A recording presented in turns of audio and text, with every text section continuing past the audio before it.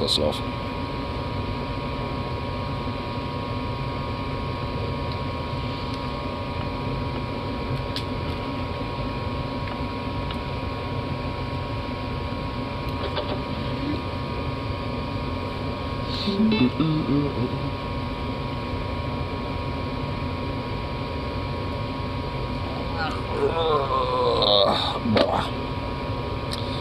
Maybe I'm just drinking. Could just be both. How about them apples, huh? Maybe it's both. ¿Por qué no las dos? I mean, if anything, I probably look schlubby right now, to be honest, just because I just got off work. I'm all greasy, got degreaser, bullshit all over me, so, you know, it's good stuff. Plus, I don't like my hair being all tied up. I want that to go free. There we go. There we go.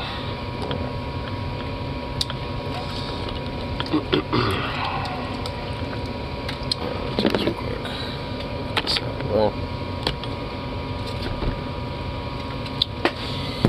Okay.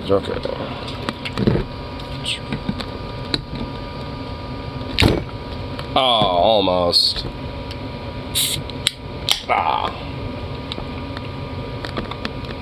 How did I even do this? Like, holy shit. I, like, straight, like, got that at a perfect 90-degree angle. I almost had it. I think I was a little too rough with it. Oops. That was too rough. Oh, no.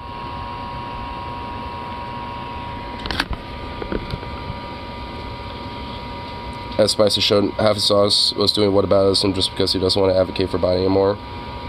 Oh shit, really? Yo, okay. Dude, I was kind of, I wasn't watching it, but I was like, kind of looking at the, you know, like the thumbnail for his stream, and I'm just like, damn, dude, something must have happened here.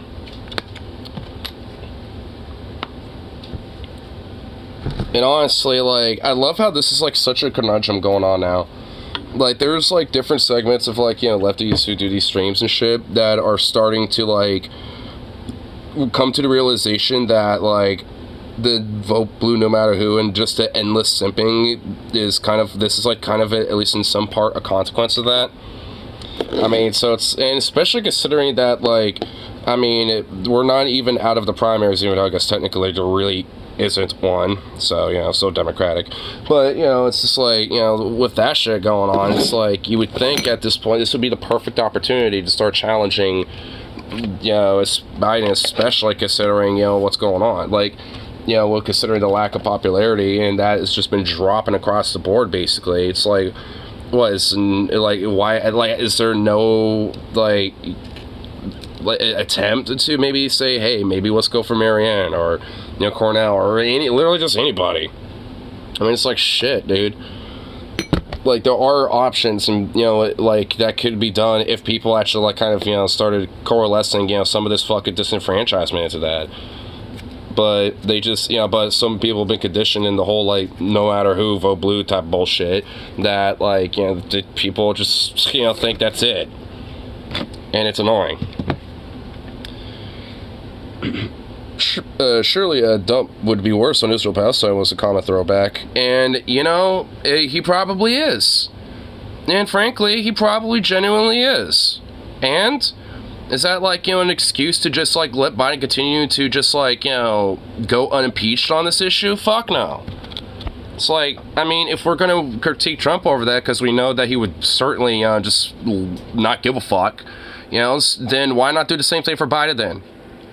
It's like, why is it, you know, just strictly a one-way street with this? Like, if we think, you know, Trump's going to somehow be worse, well, one, let's not play around with that idea, and two, let's criticize Biden because this is a perfect opportunity to have him do better, instead of just, like, you know, not giving a shit. And granted, you know, as much, you know, like, outcry about it, you know, probably won't change his mind. The fact that people will be doing that and saying, hey, you're going to likely lose your support here if you don't change, you know, like, your decisions on this shit. It's like saying heart cancer is technically better than having a brain cancer. I know, and I think we're starting to see that, you know, like, at the end of the day, people are not sold on this fucking vote blue shit. They're not. I mean, and I think a lot of people are starting to have to come to terms with that, and I think at least a few people are just coming to the acceptance phase of it, and people like Dusty, I think, are at that point. Like, because, I mean, you know, it's like, yeah, we can't continuously just say, well, you know, it's better than that guy. It's like, that doesn't really work. I'm just not convinced on that, on principle at this point. It's like, you actually have to give me something genuinely, you know, more so to fucking, like, you know, back up here. I mean, you know, it isn't just as simple as, like, we're better than them. It's like, well, with how low the bar is, I don't really, you know, like, you know, see that being really good for anybody. So, sadly, they're not wrong. That's kind of, yeah, I mean, yeah, you're not wrong. I mean, the Dems are kind of banking on that because, you know, like, at the end of the day, they have business interests in keeping people distracted. I mean, I was, like, talking to that dude at the bar last night when I was talking about that guy before, for some reason, you know, the stream took a dump there for a minute, you know, from last night. Like, I mean, that dude, even though I could tell he's a little more conservative on issues and shit, there's one thing we do agree with. One, a lot of people have memories of goldfishes, and two, like, I mean, no party is serving the interests of the common man and the average person. It doesn't really matter what your leanings are. Like, I mean, at least there's a core root with that. And frankly, I mean, it's not like some fringe right-wing freako at all, at least not that I'm aware of, so he seems like, you know, he's got a decent head on his shoulders all in all at the end of the day, but still, it's like, I mean, if that guy could kind of at least kind of get it, if it's, like, really heavily misguided, then shit. You know, there's an opportunity there, like, genuinely. I mean, you might be, like, a little, you know, maybe that person's more bullheaded, you know, and, you know, maybe the next person you talk to has very similar ideas, might not be that bullheaded.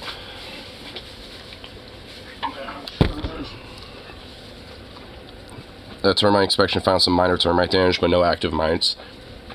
Well, that probably means that you want to, well, you know, the inspectors probably want to see where the source of the problem is with that, you know, and then, you know, like, seal up where they might be getting through, you know, so there's no active mites, and they might have used to because there's a way for them to access, so. Also, the appraisal was today, and we'll find the results. Cool. Oh, yeah, what's this?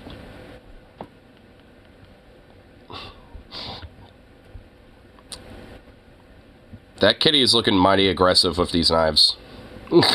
That cat looks like it's up to some shit. Good thing they don't have any, yeah. Good thing they don't got appendages like thumbs. Cats get dinner at 6 p.m., 6:01. Yeah, pretty much. Even if it's like 6 on the dot, but you're like 10 seconds, you know, late, then they'll start doing that. It's like, it doesn't even have to be 6:01 for that to be the case. It has to be like right on the ball. Because they're prissy little princesses. Or prissy little princes, depending on, you know, on who they are. So. Down here. Come on, see this little dusty thing. Oh shit, yeah, it's actually kind of a longer than average show from what it looks like.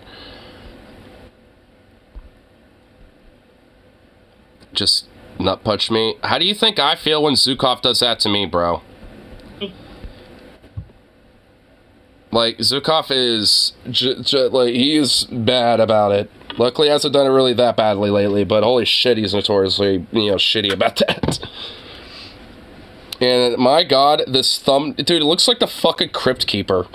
Dude, like, Dusty, like, look up Biden as the Crypt Keeper AI, you know, like, art, and this is, like, the most Joe Biden-y Crypt Keeper looking motherfucker. Like, you can't tell me this unironically looks like the fucking Crypt Keeper, like, in his early days, you know what I mean? The Crypt Keeper before he got too crypty, you know? So, it's like, this is like, you know, when he first started the job. Crypt Keeper the first day in on the job. Zombie Biden.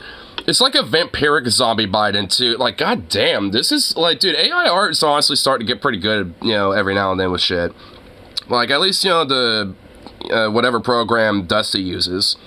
I know, like, on Photoshop, like, I know there, like, they actually have it incorporated on their, like, on their shit. So like you could, if you want, like actually, you know, kind of create different little weird things like with AI edits and stuff.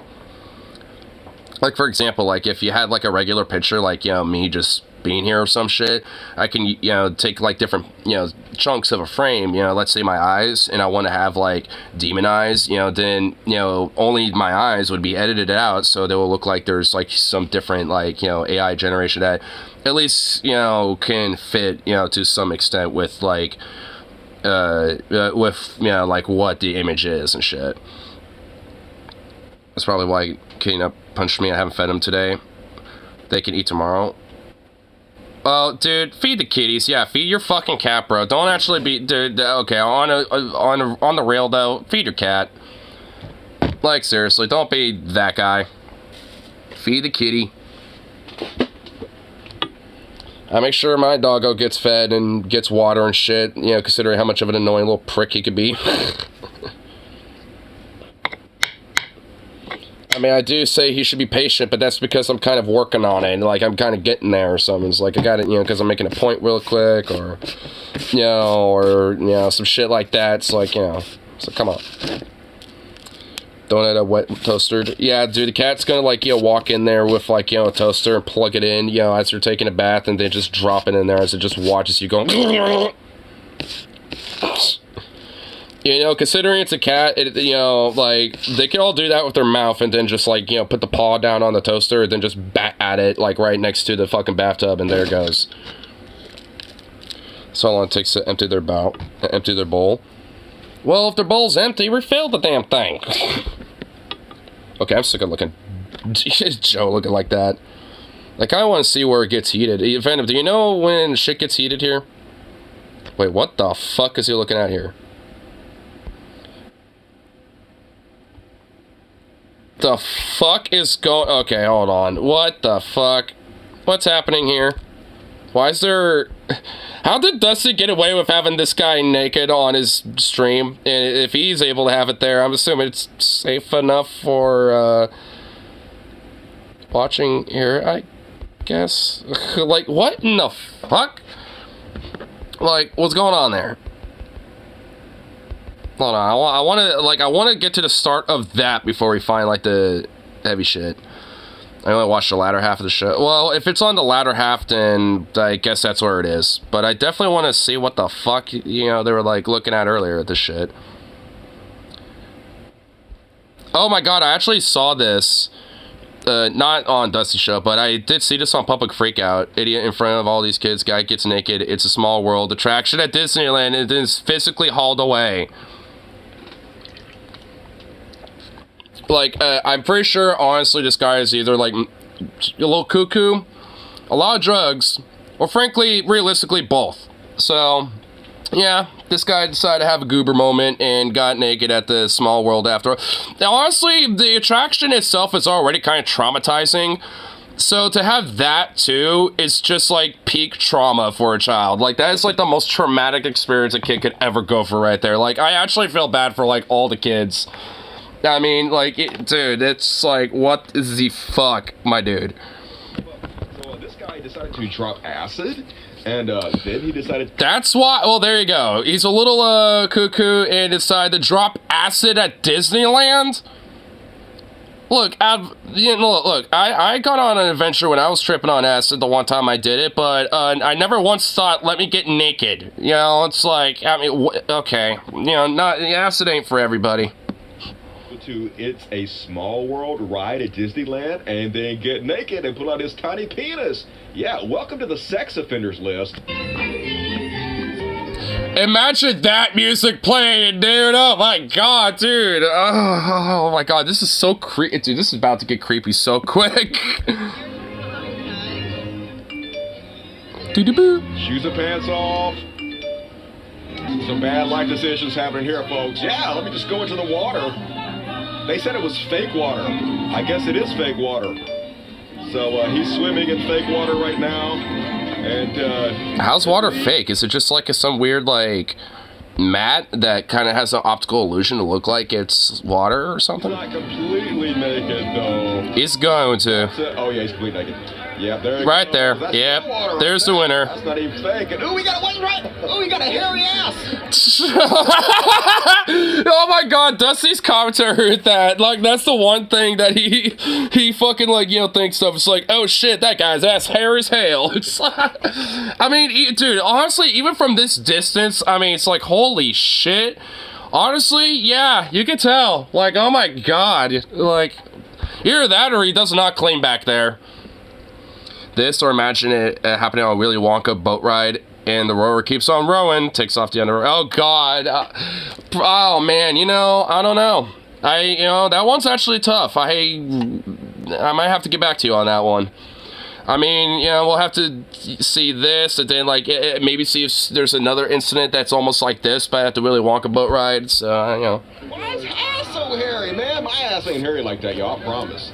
And then they dragged Dusty, TMI? him out of there in front of the kids and everything.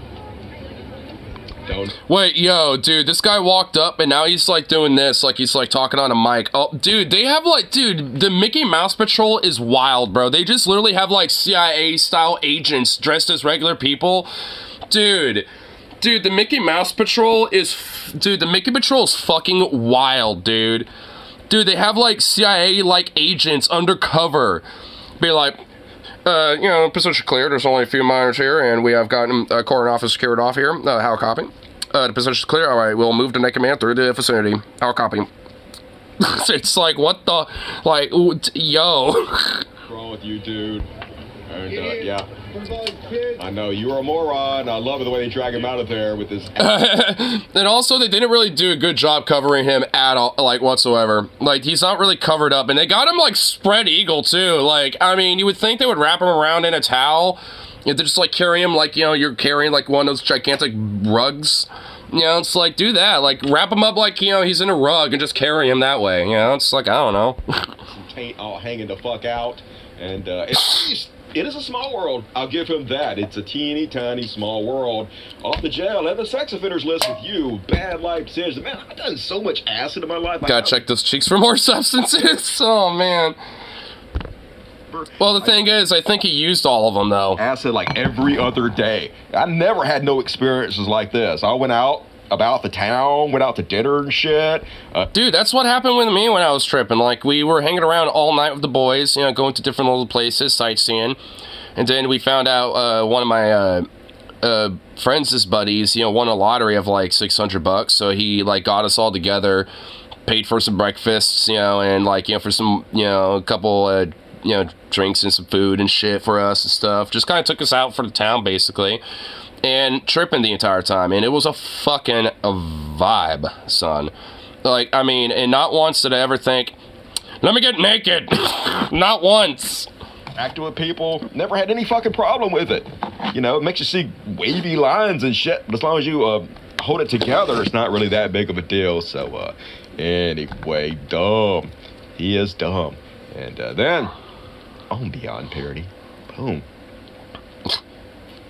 Oh, this guy. Speaking of weird naked guys, what is wrong with this guy? So yeah, what's wrong with this dude? Yeah, explain this. Death was my only wish for 10 years. Depression had me in an unbreakable chokehold. Give him thanks today. Now I feel an insatiable thirst of life. Send you all loves. And oh, wait a minute. Hold on. Okay, I'm going to do this so we don't get extra deets.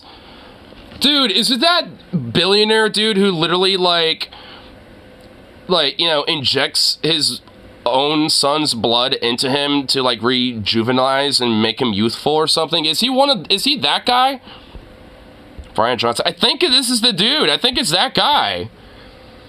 Well, that explains everything, actually, because this guy is just fucking nuts. 46-year-old billionaire who's constantly trying to prove how young he looks. Oh, yeah, this is the guy, yeah. Amazing. He's de-aged himself by spending millions of dollars a year. And I mean, also, like, I mean, the thing is, like, I mean, this guy's a perfect example of why billionaires shouldn't exist, because look what happens when, like, you know, fucking insecure midlife crisis freaks, you know, do, like, with their time when they have all the money in the world and no fucks to give. Like, this is what happens. photos like this? And I'm starting to think he just likes being naked. While you're just like trying to eat like ramen noodles and pay rent and shit, this guy's living an existential crisis for most of his life, trying to keep himself youthful or something. He's like an exhibitionist. They got nothing to do with the fact that you spent millions of dollars at the age, you freaky weirdo. Here's Brian Johnson, and it's Johnson hanging out. He got those balls. Anyway, death was my only wish for 10 years. Depression had me in an unbreakable chokehold. Giving thanks today that I now feel an insatiable thirst to life. Sending you all the love. But yeah, man, this picture definitely makes it look like your days of struggling with mental illness are behind you. You're crazy as shit, dude. And also, you look exactly your age. I mean, you're in good shape. I'll give you that. All right, you're fine. You're in good shape. I mean, that is true. Like, I mean, but yeah, that's kind of the funny thing about this weirdo is that he literally just kind of looks his age if he was, like, you know, fit. Which, I mean, to be fair, he is. You bought some good hair. I could tell because he got a full head of hair, but he's got a big forehead. Like me, right? And you know why that is? It's because when they give you hair transplant surgery, they cut a big swath of skin out of the back of your head, and they sew it back together. Oh my god, yeah. Just the thought of that. Oh my god. Push your forehead back, and then they just plug that hair into the top of your fucking head in the front. It's easy. It's easy to making my head hurt. See, motherfucker. But anyway, you're weird. Holy shit. What a weirdo. Should have probably not have had all that weird money, you fucking weird, crazy, rich fuck. Right here. What's with the, Oh, is this when he's starting to yell at the chat? It looks like it, because he literally has his shit up. Ooh, turkeys. Ooh, that sounds all... Oh, no. I want to hear him yell. I want to hear him yelling at people. Get you high. Something about being high. Oh shit! Yeah, it's probably. I think this is where it's gonna start, isn't it? Because I'm seeing this. Seeing an Israeli flag. I think this is probably where it starts, or at least you know the prologue, you know, to the main act, so to speak. And put in the oven, and they're the evil ones. Yes, definitely. Wait, what did she say? She said "fuck you," but she said other shit. What did she say? Okay. Well, that's what she's saying. Okay, well, dude, these people are psychotic, dude. This is like the 5th fucking video of some racist, bigoted, Zionistic fuck, you know, saying shit like this. Like, I mean, dude, they just, like, don't give a fuck, do they? They're that emboldened, huh? Like, where they could just, in public, openly say, yeah, you deserve to get raped. Like, and on video for all of social media to see and still have no fucking shame, bro. It's like, oh my fucking god, these people are just goddamn psychotic. Fucking, like, deranged fucking psychopaths, dude. These people are fucking just deranged, man. Fucking deranged evil fucks.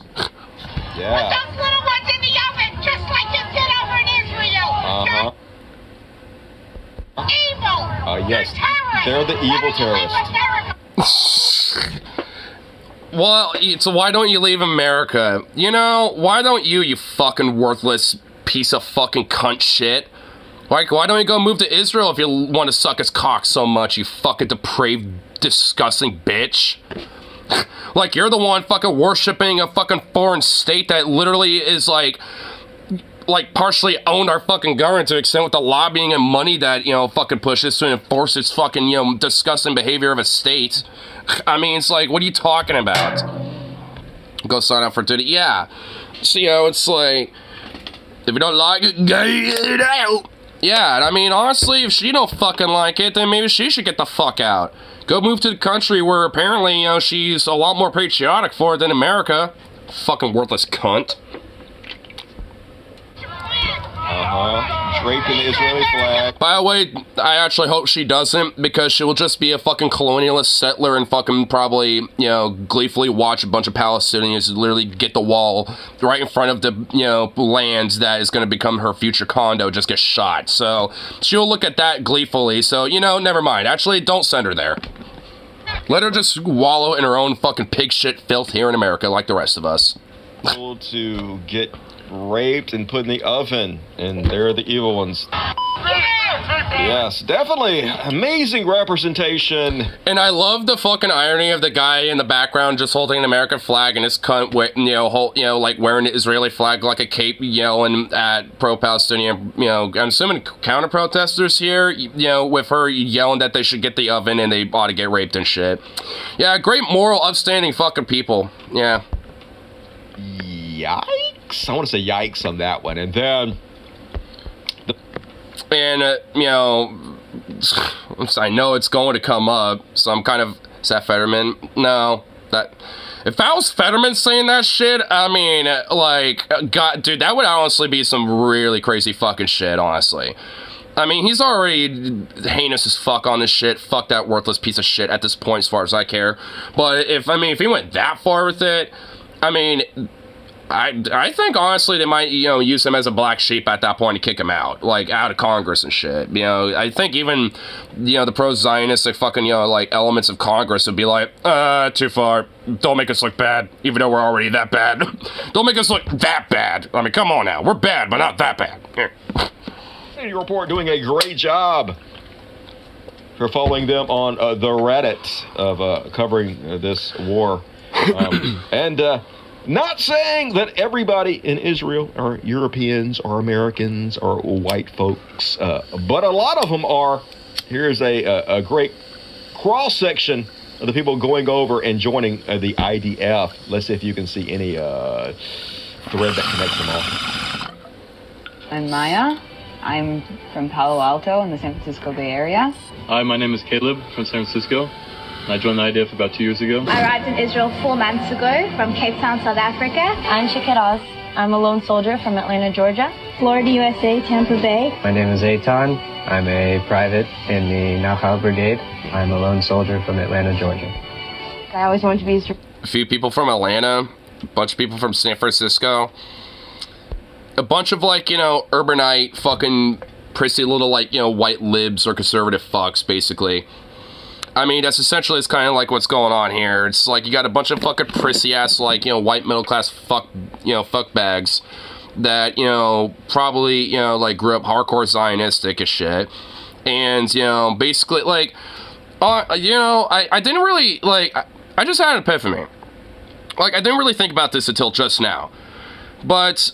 in the show Band of Brothers, there's this scene where there's a German soldier who's a POW who later gets executed, who's from Eugene, Oregon.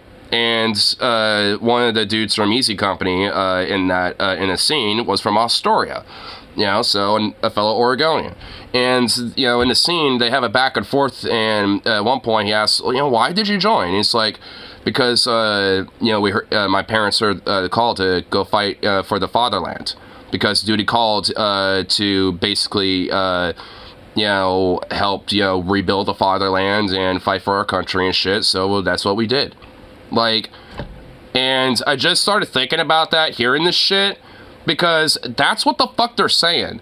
They heard, the people's call, so to speak, for all of, for any, the Zionists, basically, in this case specifically, to, hear the call, because the Call of Duty calls for, their people to come back and, and all this shit. I mean, it's honestly, there really kind of is, I just did have the epiphany. There is a real fucking parallel with that shit right there.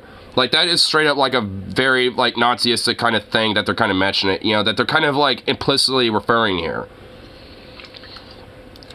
In Germany, during the Third Reich, they specifically called it, I think, it was the Volks something. It was I forgot the exact term for it, but it was basically the people's call or some shit like that, roughly translated. But basically, this is what that is. It's if you have some sort of ethnic tie, then basically you have a obligated racial call of duty to basically serve your fatherland type of shit. I mean, that's basically what's being said here. And couldn't think of any other way to be more Israeli than to join the army. My name is Hanan Linder. I'm from West Hempstead. Well, that makes it even more apparent. Long Island. Decided to join the IDF because growing up in a Zionist home with a Zionist family, I wanted to contribute, be active. Want to merge I'm the from kids. Memphis, Tennessee, and something that we take very seriously is hospitality. It's bringing people in and making them feel at home. Haley, I'm 25 years old. I grew Unless up in they're New Jersey Palestinian. my whole life and moved to Israel just about 3 years ago. I'm Yael, originally from South Africa. I came to Israel 3 years ago in order to draft into the army. I've also noticed that there's a few of these people that came from South Africa. Like, I mean, a former apartheid state, and some of these motherfuckers moved to Israel, another apartheid state. It's like, oh my god, bro. Like, ugh. Jacob. I'm 24 years old, originally from Orange County, California. My name's Ariel. I'm from Clifton, New Jersey. My name is Gideon. I'm 23 years old. I'm from Bergen County, New Jersey. What's up, guys? Isaac here. I'm 25 years old from Naples, Florida, and I'm now serving in the IDF as a lone soldier. Hi, my name is Eden. I'm from Los Angeles. I'm serving in the 611 Battalion to make sure that it's all clear in our land. This is my country. This is my home. By basically slaughtering a bunch of civilians. I mean, you know, whatever. I'm not gonna. I mean, I think we kind of get the general like notice here. Notice how there aren't any black folk. Well, yeah, because even for like Ethiopian Jews, for example, they literally have done fucking eugenics and like sterilization programs against them. So yeah, they don't exactly treat black people with any fondness or hospitality either. Like, I mean, you know, it's like, as much as they, you know, deny it through and through, like, Israel's racist as fuck. It is a very fucking, like, you know, racist government. I won't say, you know, like, you know, racist people and shit, because there's plenty of people that do not, you know, endorse any of that shit there in Israel. A lot of them are very critical of their government right now. So it's like, I mean, their government is racist as fuck, especially when it comes to hardliners that, well, even like, you know, spit on their, you know, fellow, you know, citizens, you know, because they happen to criticize this shit. Even family members of the hostages, you know, a few weeks back before they started doing all this like hostage release shit, you know. So it's like, I mean, even prior to that shit, when like, you know, these family members were calling, you know, for, you know, more humane action to, you know, help release hostages, hardliners would fucking, you know, beat them up, arrest them, and spit on them and shit like that. So I mean, it's like, you know, like, there's a very distinct, you know, like, line here of, like, who's the fucking issue. Like, fundamentally. It's your home, right? Yeah, definitely doing something for your home. You guys definitely are, do that land. You're definitely not colonizers and invaders. We're just, putting them in open-air prisons and stealing all their shit and murdering their children. Yeah. We'll kind of skip ahead a little bit. I kind of want to see where he starts kind of getting a little more antsy, especially with his chat. Because that's kind of what I'm here for. I want to see the juice. I want to see, like, the tension, dude. Does Israel have 150 I see Jank here, so, you know, I might as well, you know, see what the, see if our, you know, our big-barreled, you know, badass over here is saying. You know, I also kind of, you know, regained a little respect for Jank, because, I mean, I don't know, like, I don't think he's gonna really get anywhere with this shit, but he's actually been pretty fucking consistent and serious enough to where he's actually trying to go to court, mainly also to challenge this whole nationalized citizenship thing about, like, basically, you know, naturalized citizens being restricted in some elements, especially for, like, running for office, like president and shit.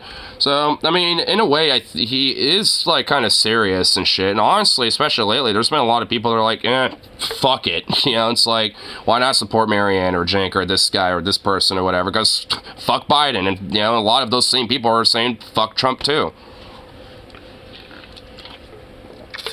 And it's shit trans takes. I mean, yeah, I honestly, you know, put Anna more on that fucking shit pile more so than Jank. Jank ain't really good about it either, and look, I got problems with that shit too. But, I mean, like, for me, like, the fire about that shit is predominantly on Anna. She's the one who started that shitstorm, not Jank. Jank was kind of, like, frankly, kind of, like, in that rock and a hard place where he, like, it was, like, we're sure he might, like, in some part agree with some of the Anna's takes and shit, but I don't really think he, you know, agrees completely, because honestly, like, I mean, you know, he had to, like, kind of be forced to defend his, like, you know, coworker and shit, because, I mean, if he didn't, that wouldn't really look good. So, I mean, it didn't look good either way. So that's what I mean. Like, he was basically kind of in a fucked situation regardless, and I don't really think that is at least an excuse to him, because, you know, at the end of the day, I don't really know how he truly, you know, feels about this shit. And, you know, I don't really think he's, like, as anti-trans as Anna is, at least, because Anna is just she really showed her true fucking colors and shit like that. Is it not hard to do the right thing? I mean, I don't disagree with you. Look, I mean, I generally don't disagree with you, for the record. Like, I just, you know, like, I'm just kind of looking at it for his lens as being, like, you know, not only a progressive type of leaning dude, but also a business owner. And he probably was, you know, looking way more strongly in that business mindset of, like, how do I try to salvage this type of shit. Because the thing is, this isn't really the first time Anna's, like, popped off over stupid shit and had hot takes that kind of, like, you know, even put him under hot water. So it's like, I mean, I kind of feel like he doesn't exactly completely appreciate the fact that Anna just goes off on crazy tirades and shit and causes a lot of trouble like that. But, you know, again, because they've been business partners for such a long time, I think that's kind of where his mindset lies first, at least as a priority in that. And also, I guess because he's running for president, he's technically, you know, not a part of TYT in the sense that he's, like, you know, in the business side of it, but he's still on the show. Well, like, he's still there, but he's not, like, in a sense, like, you know, running shit anymore. So, I mean, he's basically given the reins to her at this point to an extent. Well, they have thousands. They have thousands upon thousands of Palestinian hostages to exchange because they are also a terrorist organization. Israel's returning hostages, and they're all women and children. Why did Israel take women and children as hostages in the first place? And how come nobody ever complained about that? And so what if they return them? Israel can go back and kidnap them the next day. They have all the power in the world. And why do you think Israel every once in a while rounds up Palestinian women and children? So they can keep them as hostages for leverage in situations like this. And also they want to create terrorists. Because that, and also, like, it's kind of hard to, you know, have a population maintained when literally all, like, the women and kids are gone, and you just have, like, dudes and adult men around. Because at that point, when you kill a bunch of them off, there, you know, like, I mean, there ain't really exactly much replacement going on with that. Their ultimate goal is to murder Palestinians, to outside of, you know, the settlers that decide to move in afterwards, to drive them off their land so they can take their land. They just want the land. They just don't want any Arabs to be on the land so they can have all the fucking land. And if they create terrorists, it gives them an excuse to bomb the shit out of them and kill more of them and drive them off their land. It's very simple. Oh, you'd like to, you took some hostages? You're terrible, Hamas. How dare you do the thing we've been doing all along? Well, we'll go take more. So what? So Israel loses nothing from this. They could take 5 times as many Palestinian hostages the very next day, and the world wouldn't even notice. And they wouldn't give a fuck either.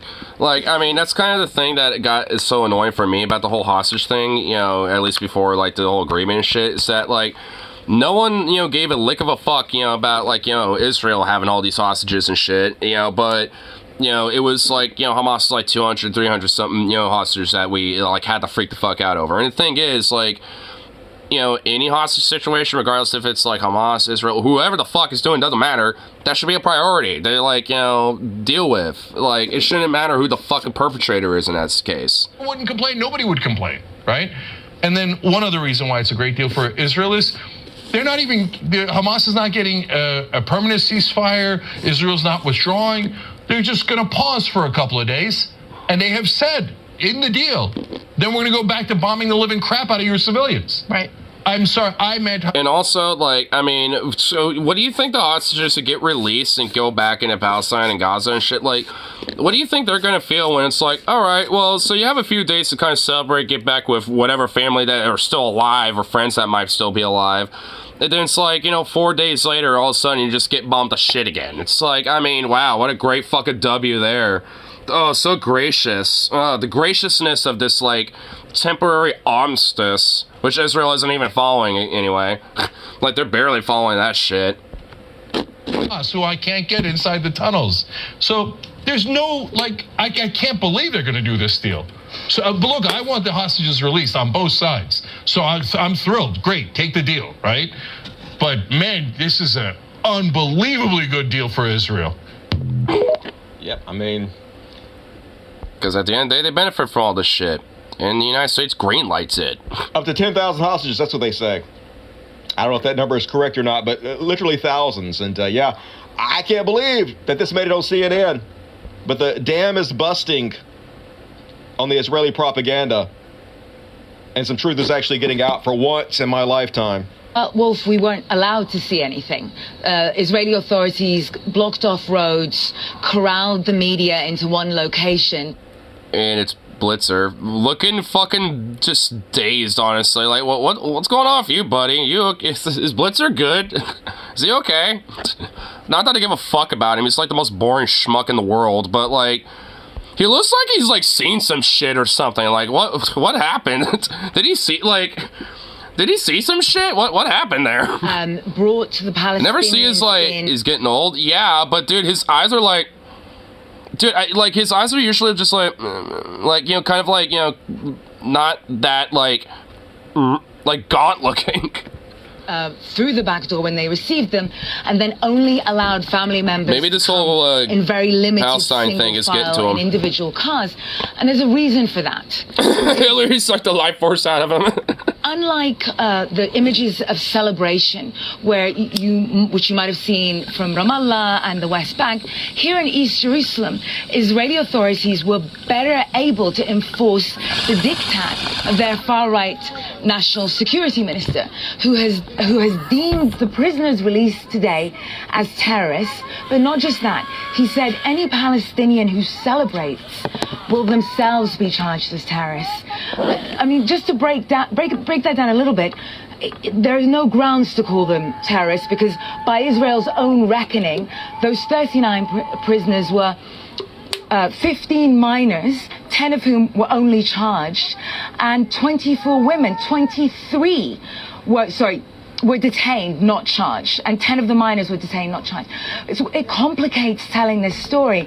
So imagine your daughter has come home to you, and you have to hide indoors to express your joy. I want to show you this video, Wolf, of a daughter reuniting with her mother that was sent to us by the family. Take a listen. Well, I mean, it was already shown, I think. Oh, this is a different one.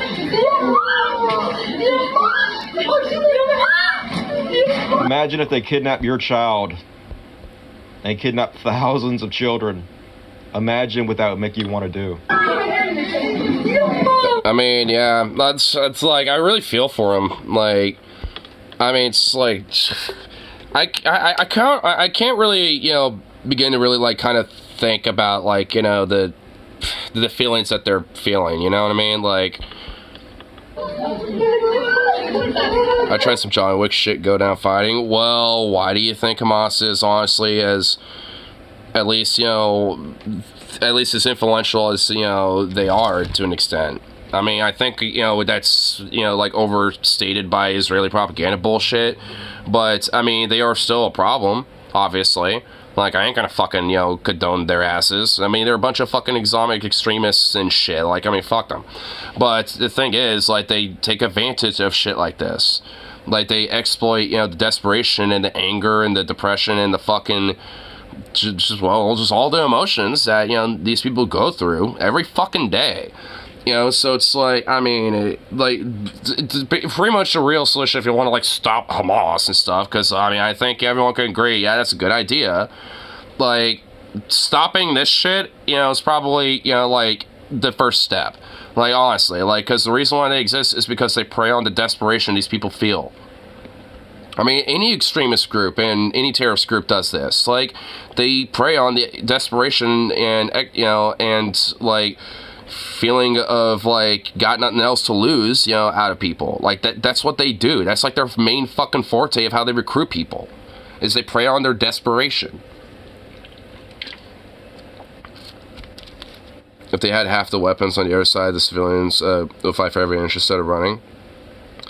And yeah, I mean, honestly, even my friend Ripsey's mentioned, it's like, yeah, a lot of these times, you know, when these Palestinians are getting like basically just shot anyway, you know, just for living in their homes and shit as, you know, these settlers move in, it's like, these are rare times where it's like an armed resistance is, you know, in a way, not necessarily a bad thing. Like, if anything, it's, you know, justifiable. I mean, you know, but the problem is, like I said, you have extremist groups like Hamas that just, you know, that will prey on that type of shit, and they exploit that. Because, like, I mean, honestly, I mean, like, Hamas isn't the only fucking group that has, like, you know, militant sects of them. Like, there's plenty of other groups because of, you know, just out of sheer survival have to, like, work and, you know, collaborate with Hamas, essentially. But there's a lot of groups that don't necessarily agree with their ideologies, but they also have, like, you know, militant wings themselves. Like, there are still, like, you know, remnants of more, like, you know, social democratic / like, even, like, socialist leaning, like, groups that do exist. I mean, they're, at this point, especially, way more few and far in between. But, you know, there's, you know, because at least the ones that still exist, they're pretty much, like, little subgroups of, like, Hamas at this point, because they have no other fucking choice. Like, I mean, when you have desperation, and you have a major extremist group like Hamas that preys on that desperation, you really are kind of left without much of a choice. That doesn't, you know, justify them, obviously, but it is a, you know, thing that explains the situation, why the fuck they exist. I mean, you know, and how you can at least, you know, look at stopping that as being a fucking problem. Because Israel's the main reason why they fucking exist.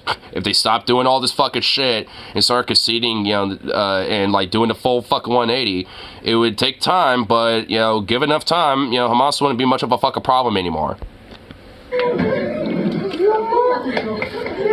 That young lady you see there, the reason, I mean, there's no reason, it's her daughter, but beyond that, she had been arrested at the age of 16, convicted at 17 for 10 years, accused of attempted stabbing. Her family and her lawyer and Israeli and Palestinian rights groups. What? I don't even believe a fucking lick of that shit for a second. Like, I mean, what? I mean, I don't know who's, like, you know, the one that got released here, I mean, to be honest, but, like, they all look like they would not even hurt a fucking fly, bro. Like, I mean, wielding a knife wanting to hurt pretty much, like, anyone in sight. Like, literally, like, their family, IDF, like, Palestinian group, it didn't fucking matter. Her lawyer even, just everybody, just like, yeah, what the fuck? I mean, that is just ridiculous. Insane, dude.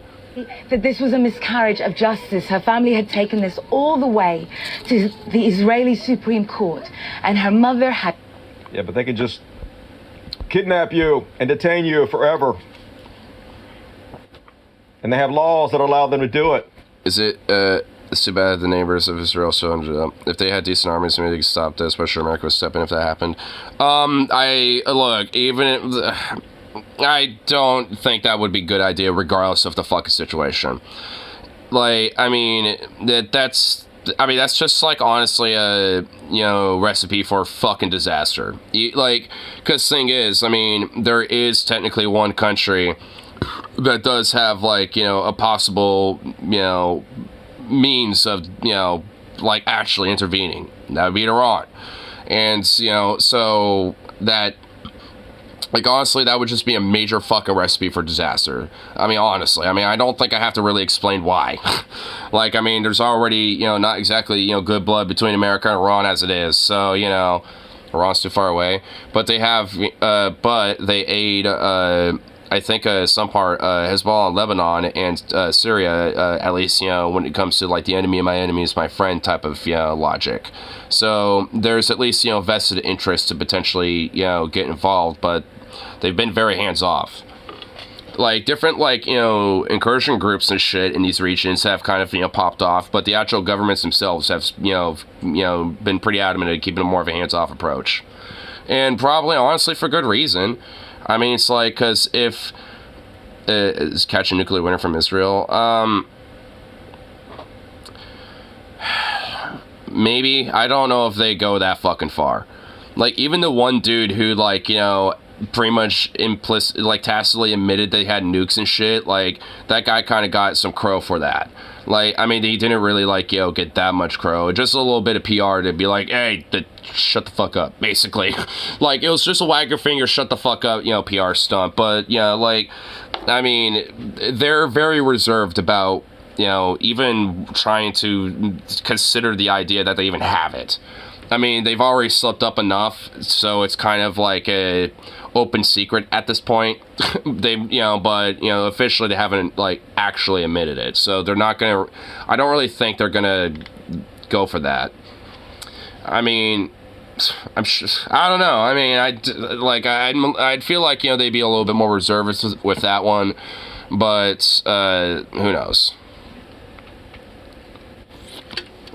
Deanna, you're telling me that 150 of the people that are going to be released in exchange have not had any judicial oversight, have never been dealt with through the Israeli judicial system?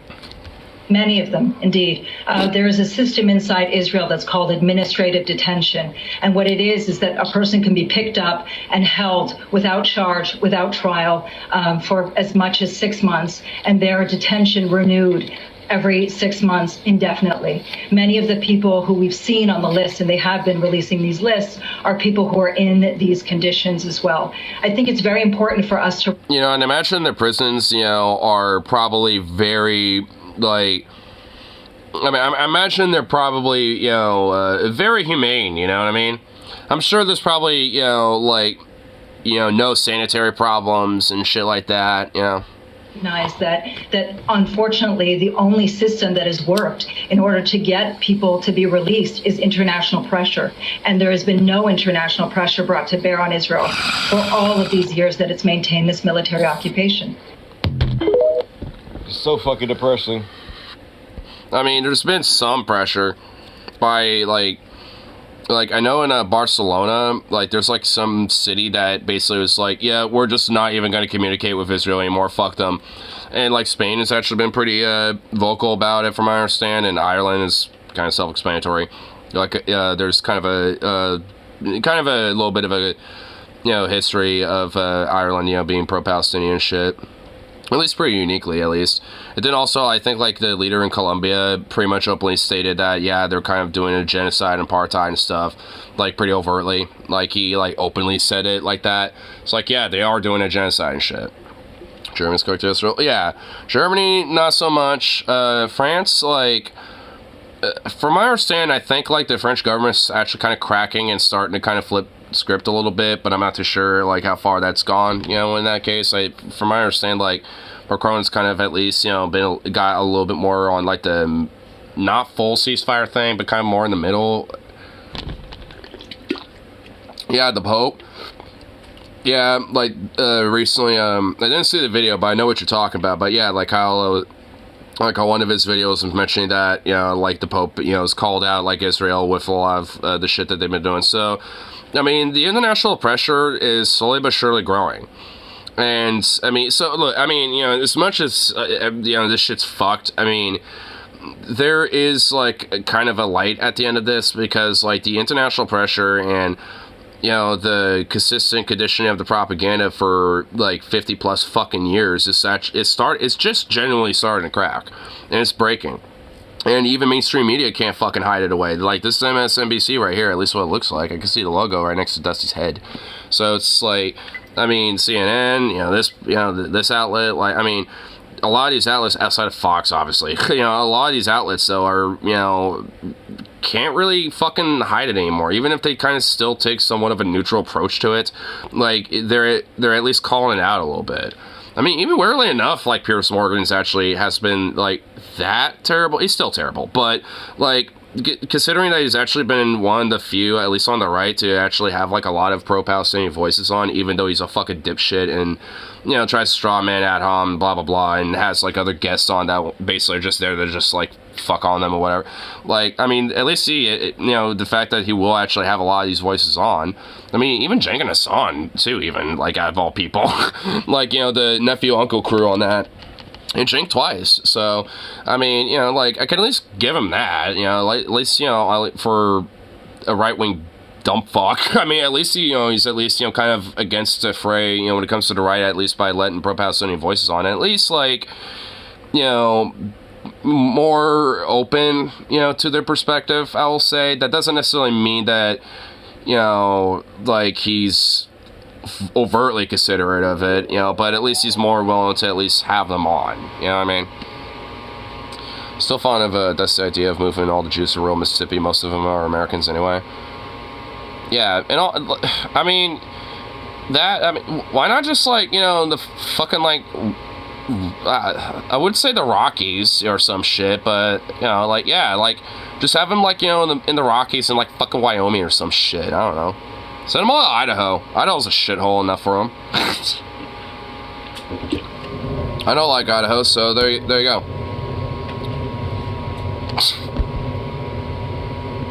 But we have 2 terrorist organizations, not just one. No, skip it. I'm kind of waiting for him to get all, like...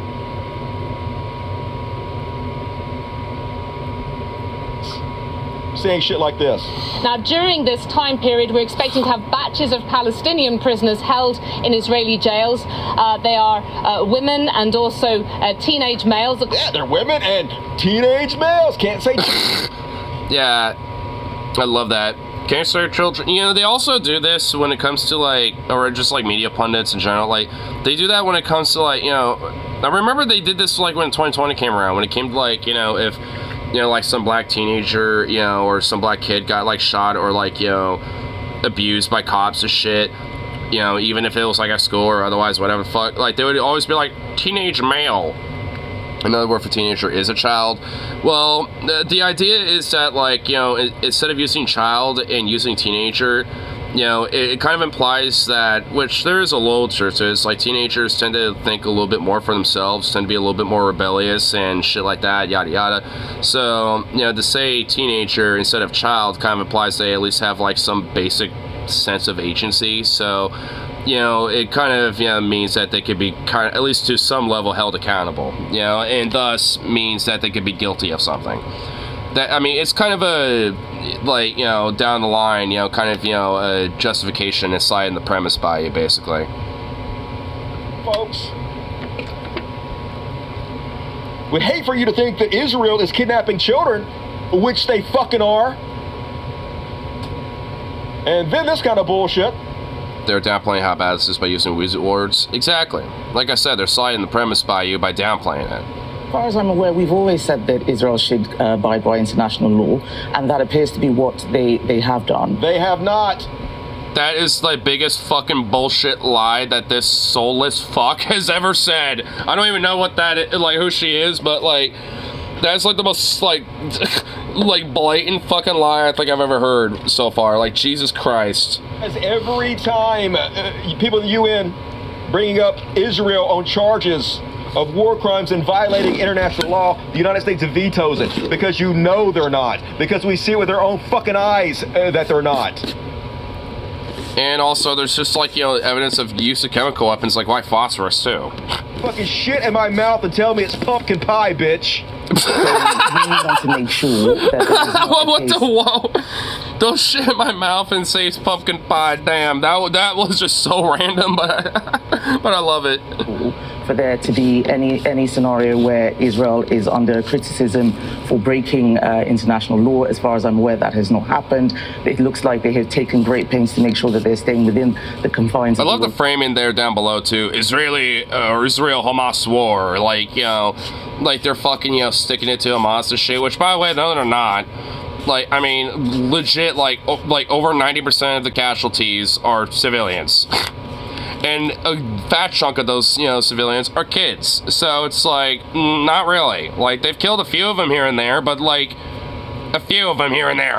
Like, I mean, it's like, oh yeah, out of, like, the thousands of people that you slaughter randomly, it's like you get, like, 2 or 3 of them. It's like, ooh, woo. I mean, it's like good, it's just like, you know, the good graciousness of, like, you know, that strategic accuracy, right? Oh, wait, they don't do that either. In fact, they go out of the way to admit that they don't do that. Them for that. We want to make sure that this crisis is brought to an end as quickly as possible. Yeah, you're doing such a good job, Israel. Definitely not breaking international law. It's fine to kidnap children, to murder 6,000 of them. Totally fine. No problem. It's been confirmed that only 100 terrorists have been yeeted in countless civvies. I'm sure it's probably more than that now, but yeah, the last time I heard, it was like 120 something Hamas are confirmed dead. And that was like a week or so ago. So I'm sure it's probably a little bit higher, like 140 maybe, you know, but, you know, that number is not high at all. It doesn't even begin to go anywhere near breaking 1,000. Let alone fucking 500 or 250. Like, it doesn't even begin to go near that. We applaud you. We applaud how well you're doing by your restraint. Because you could have killed 1 million children or whatever if you wanted to, but you did. You only killed 6,000. Kudos to you, Israel. Fuck the BBC. Fuck everybody involved in this goddamn bullshit. Meanwhile, heartbreaking and heartwarming at the same time. Mostly just heartbreaking, y'all. This kind of shit. Hello, kid. There are no sounds of Israeli jets. It's a kid celebrating the momentary ceasefire because for once, he is not terrified of being killed. Probably will be. Wouldn't be surprised. I mean, the fact that, like, like, in what world is a kid's joy over the fact they're not getting bombed? Why, like, in what, but, well, that's rhetorical, but it's like, I mean, a kid this age, the joy should be like, oh shit, like, my mom got me a Wii or something, or I got that new Nintendo DS, or like, I got a bike so I could go ride around, you know, with my friends or some shit. Like, that should be a joy a kid this age should be having. Like, not the fact there's, like, jets not bombing him. It's like, fucking hell, man. Can you hear? I gotta take a wee. Oh, I see what you did there. There's a ceasefire. I got so happy when I heard about the ceasefire. But the ceasefire is temporary. Only 4 days. I pray to God. Well, from my understand, like, they have extended it, you know, considering, like, both sides are releasing hostages, so I think they have extended it, you know, for a few days, but that's kind of the problem. It's like, it should be, I don't know, permanent, instead of just like, you know, we might extend it like a day or two here and there, maybe. During the ceasefire, things will be worked out, and there will be a permanent ceasefire. I swear life is beautiful this way, without the sounds of the Israeli drone. I got so happy, I swear I got so happy. I mean, like, again, like I said, like, why should a kid, like, joy be centered around that? Like, this kid should get, like, a little soccer ball and be kicking it around. That's the joy the kid should be feeling. Not just wandering around and being like, it's quiet outside. I think I actually hear a bird. It's like, I mean, god damn it, dude. I heard they plan on carpet eating Gaza for a few more months after the ceasefire is over. Of course they are. I mean, I'm not surprised because that's what they've been doing and plan on continuing to do it. I guess he's a terrorist, though. I guess when he gets killed, when Joe Biden forces me to kill this kid, you Okay, I feel like this is where it starts. He just applied. Now he just openly said that, you know. So now I think this is where, you know, I'm assuming this is where the chat starts kind of popping up because, like, now that he just said that, like, now I feel like that's where this whole little beef is about to start. Damn Joe Biden supporting shit will tell me I should still support him because the alternative is Trump. I guess you'll fucking tell me that he's doing a good job. I don't know how not to scream at you. I don't know how to fucking not rage at you. I can hear it in him, dude. Like, he is actually trying to hold it in. I mean, like, I feel like I probably should be a little bit more pissed off about as much as he is, but it's like, I mean, I don't know, at least for me, it's like, I mean, I guess what good really would that do? I mean, but, you know, it's, I mean, at least, you know, just doing it now here, I suppose, but just like, I mean, but I can feel it, dude. I can just feel that shit. It kind of, honestly, kind of like, just kind of got me a little fired up a little bit. It's like, because, I mean, fuck. I mean, that's how I feel with this shit. And I know it shouldn't be. Well, I'm not numb to it. I just, like, I don't know, like, I mean, I guess I just have, like, a, you know, I don't know, like, I don't want to say, like, difficult way to, processing it, but just, like, I don't know, I guess just really, just a different way of processing it, I guess.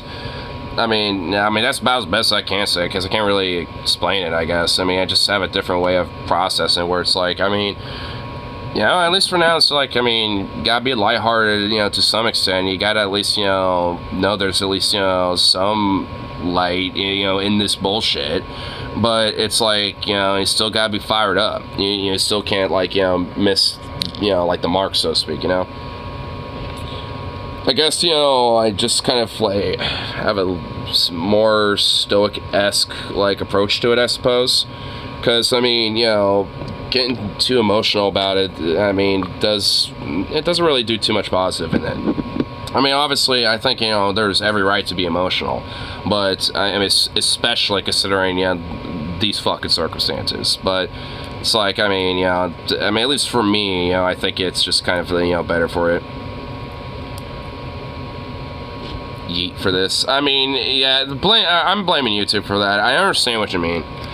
Business as usual. I mean, it really is. YouTube's so sensitive. Yeah, I know, dude. YouTube is ridiculous. I mean, honestly, a lot of these fucking platforms are like this as shit. I mean, YouTube is just really being stupid about it. Meanwhile, Elon Musk going on a desperation tour. Yeah, he's lost most of the large advertisers on X/Twitter because of his anti-Semitic remarks. So he's decided to go bend the knee to Israel.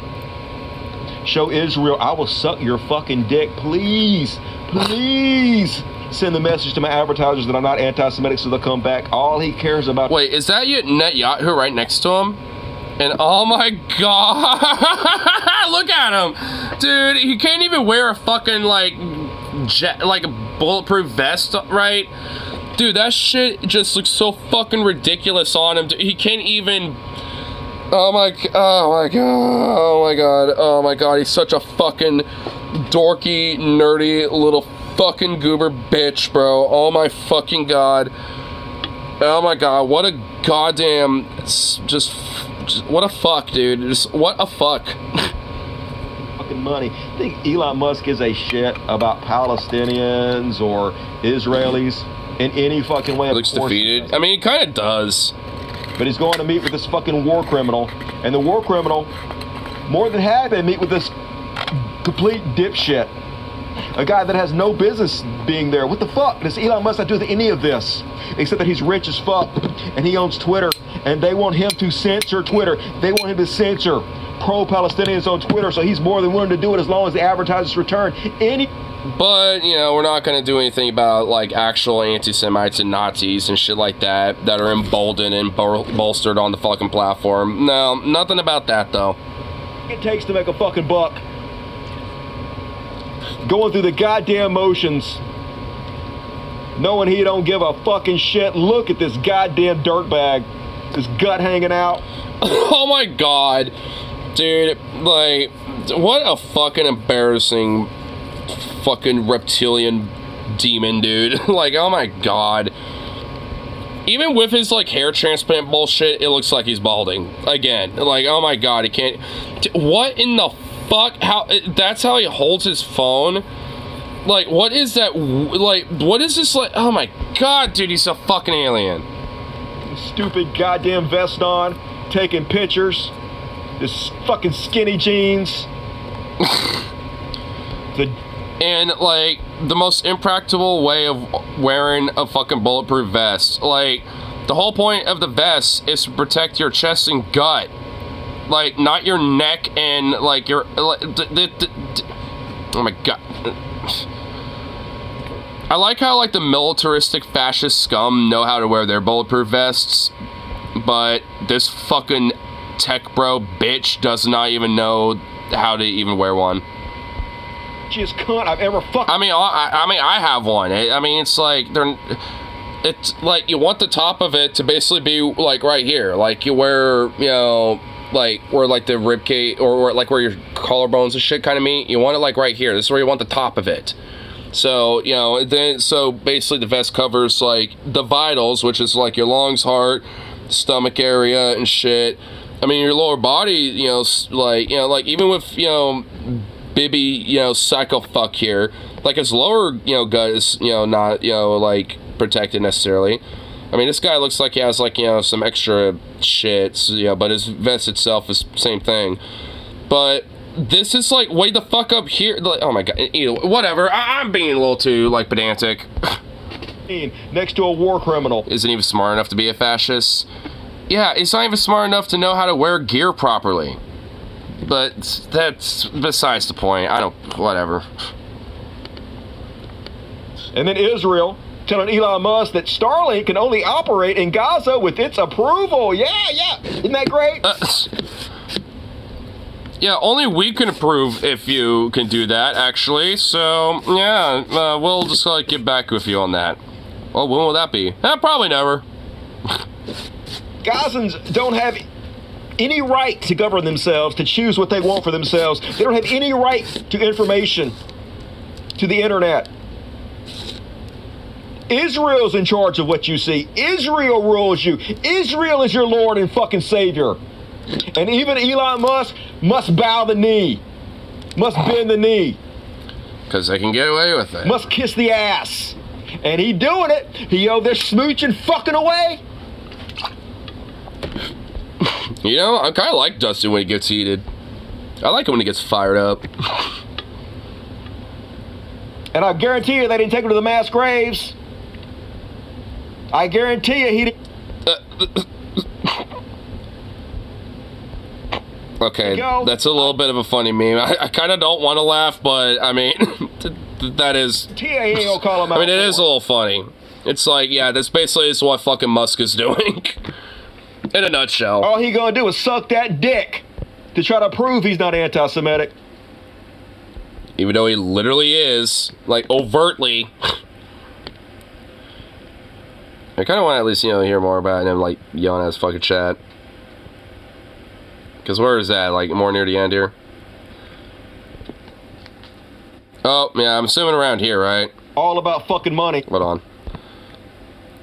Yeah, here. Constituencies like young voters, the outbreak of a war in the Middle East, and the rise of independent and third-party candidates who could siphon votes from both Biden and Trump. You know what, here, I could probably maybe pull a... Yeah, nope, not like that. I see that other little thing. Okay, come on. There we go. Because I could probably just do it this way, right? Yeah, there we go.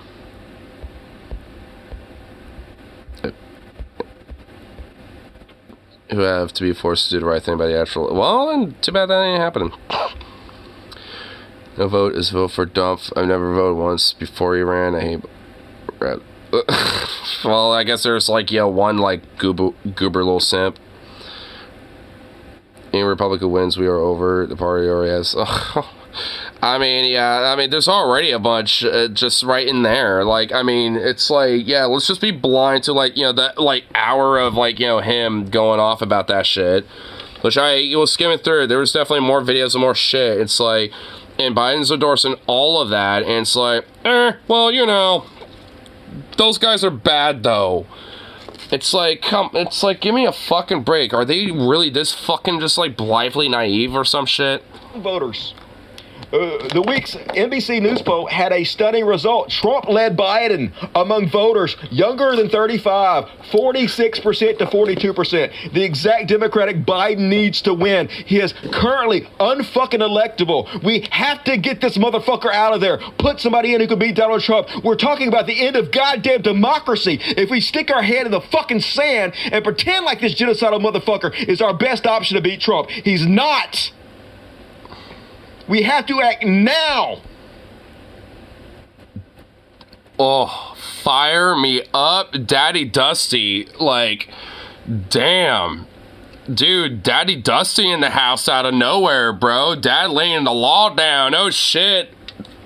Like, oh, fuck, dude. Like, damn. Whole Palestine segment was full about what about... Dude, I could kind of tell. Like, I noticed it for a minute there. Like, when I was seeing that shit. It's like... I'm like, motherfuck. Like, I mean, that right there is like, what is the fucking energy and the gumption we fucking need? AOC's up to run. Hell, Gavin Newsom would be better. Bernie Sanders. Fuck The Rock. Arnold Schwarzenegger. I don't give a fuck. Arnold Schwarzenegger, dude. Nah, I mean, look, out of all the people he just randomly said there, nah, not Arnold. I don't really think he'd be that great. Anybody who can save our democracy, because this motherfucker ain't it. He has lost the faith of the people. He has lost the youth vote. We can't sit idly by and let democracy be stolen because we want to fucking support Joe Biden. And he knows he's losing. He knows we've abandoned him, folks. And he don't care. He's doing the Hillary tactic, basically, where it's just like, well, whatever. I'll just, like, avoid reality and think I will win anyway. It's like, I mean, it's just like, no. We saw this in 2016. We have, like, the aesthetics of 2020, but the potential outcome of a 2016, dude. Like, that is honestly, it's like, what the, oh my god. We're honestly, we're replaying 2 elections instead of just 1. Not only are we replaying 2020, but we're also pinballing the idea of replaying 2016. Like, fuck. Oh my, oh no. Fire me up, Daddy Dusty. You don't believe me? Just listen to him. I suspect if we polled the room, many of us will probably ask some version of the following question. Okay. Given the president's sagging... Okay, I kind of like that guy's smile there on the left. He's like, oh, I know what he's about to ask. We were having a little conversation about this before he was going to answer the question. And the fact that he is currently placing behind any Republican opponent. Has there been any talk in this White House about a change in strategy or staffing going forward in reflection of those numbers to continue to show him underwater? No. Why would we? Yeah, we're losing. We've all seen other polls. We know why we're losing. We know that our fucking unwavering support of Israel, the secret giving them all the weapons they want, the murder of 5,000 children is destroying his chances. We know if Trump gets elected, he's going to destroy democracy. We don't care. We're not going to change. We don't give a fuck. Fuck all y'all. We don't answer to you. Who cares, right? They're telling you right to your fucking face. Because everyone has basically bended a knee to say vote blue no matter who when it comes to Joe Biden, and now it's only now that people are, potentially starting to give a fuck. But like, they are so smug and think that, oh, well, we just got in the bag because, people, have the memory of goldfish. They'll just forget about it. Yeah, forget about it. Like, that's the mentality they have. They're just thinking people will just forget about it. And, and when election time comes, they'll just be like, oh, well, they'll bend the knee to us anyway. Well, you know what? Maybe you fucked us, one too many times over this time. Maybe you stabbed people in the back one too many times. Like the railroad thing, when it came to the railroad strike and shit, that was like one time. Like, I mean, this is another, like, I mean, there's a lot of different situations where it's like you all kind of stab people in the fucking back. And, it's like, hey, at a certain point, you cross enough of a fucking line that people get sick of it. I don't give a shit.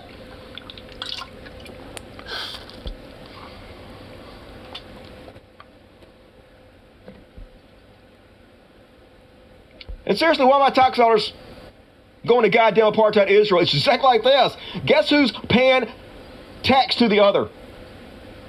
On the right, you have Americans, student loan debt, most expensive healthcare in the system, 577,000 homeless, highest rate of depression in the world. Meanwhile, over in Israel, the ones we're paying, free education. We're paying their education, free healthcare.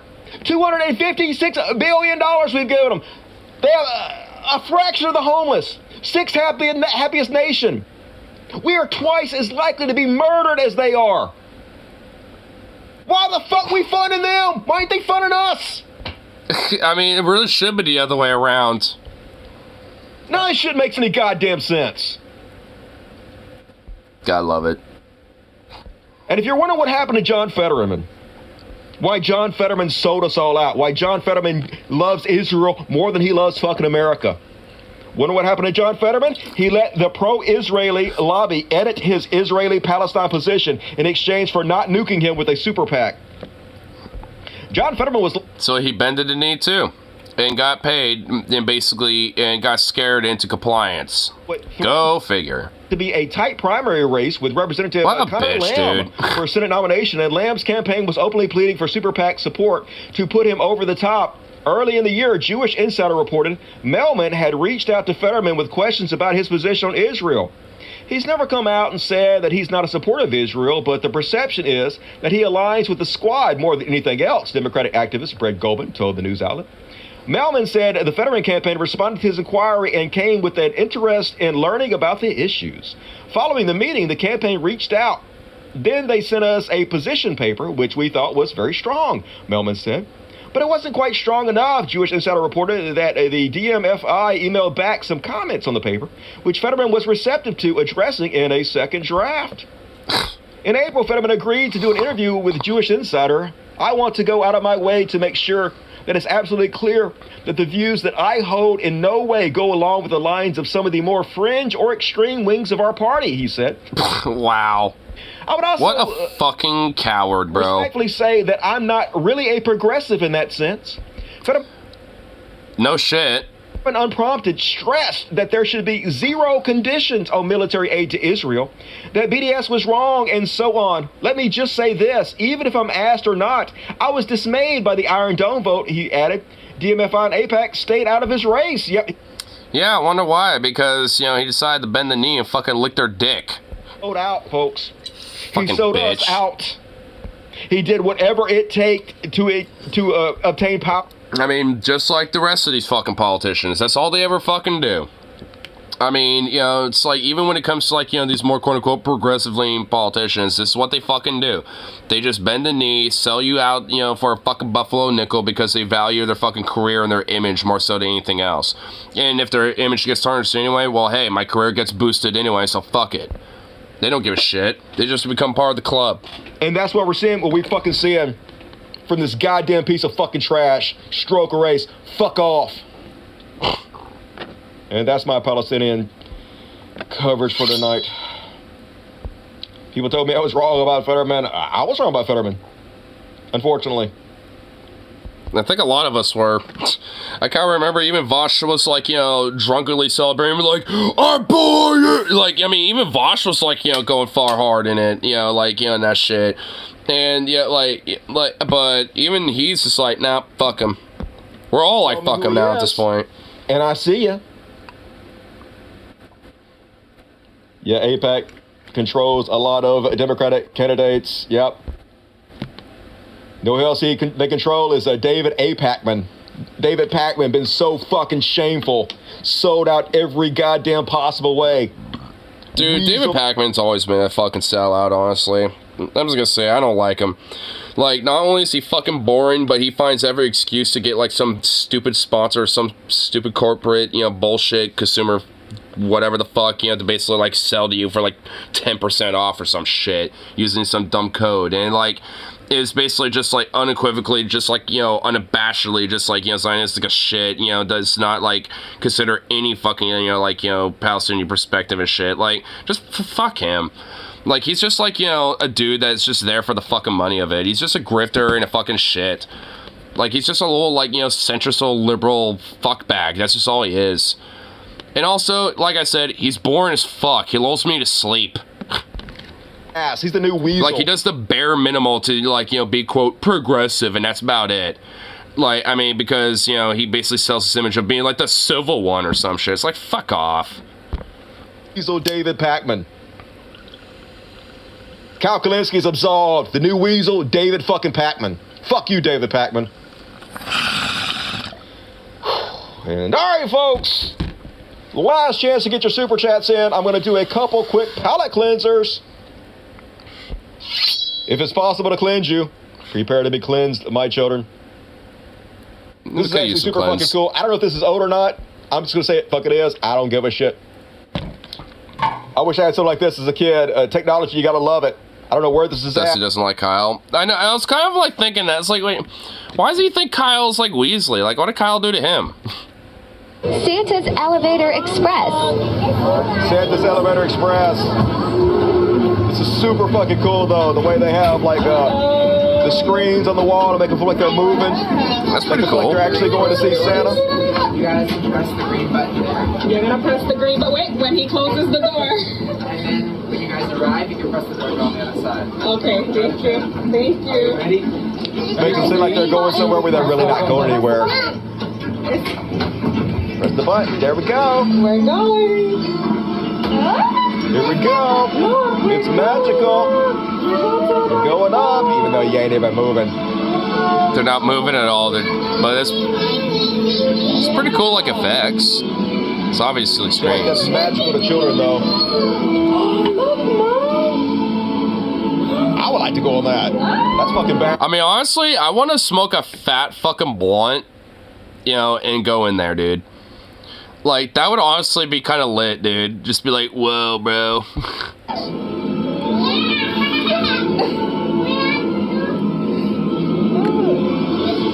I like see kids happy. Much better than seeing them fucking killed.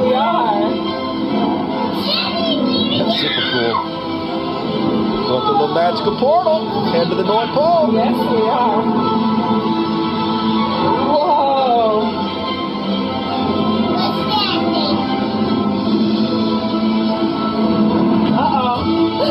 Oh, almost there. I think that's Santa's house. Santa's workshop. You know, honestly, since I am actually kind of high, I'm just kind of like, whoa, dude. I mean, honestly, this is actually pretty cool. Like, I was like, you know, seeing that, like, zoom, zoom, zoom, I was like, whoa. I mean, I will admit, I mean, you know, since I already am kind of high, like, I mean, this does actually look kind of cool. You didn't actually go anywhere. Ring the doorbell. Ring the doorbell. Can't reach it.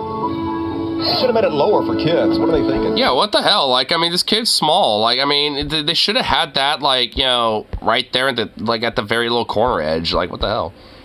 Like, see through. Well, yeah, I obviously can see through it too, but still, like, smoke a fat doobie and just like, you know, I guess it's not go in that shit. I mean, it'd be cool.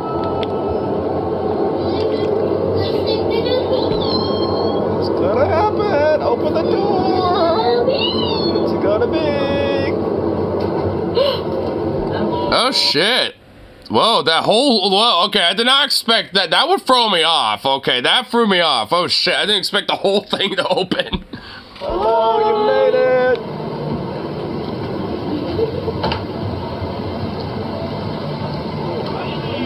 Wait, where the, oh, there he is. I was about to be like, where the fuck is he? But there he is. Chair. Dude, that is a fucking huge chair. Dude, that chair is gigantic. Go say hello, little fella. Hi. Dude, look at that chair. Oh my god, that is like the love seat of love seats. Like, holy shit, dude. Like, flip that, you know, on its back and you got yourself a fucking mattress. Like, oh my god. Childhood. I'm not gonna lie, the Santa does not seem that big. He needs to be a bigger boy. We need a thicker Santa. So that's a little weight. What the hell? You ain't a proper Santa. You gotta love it. Hell yeah, that's the way it should be. All children should experience that kind of joy and happiness. Not be in a fucking war zone that I'm paid to. Dude, he's still goated over it. Anyway, and then last but not least, this bird playing peekaboo. I don't think the cat was play peekaboo. I think the cat was play eat a you. Eat a you. Yeah, dude, that cat looks mad.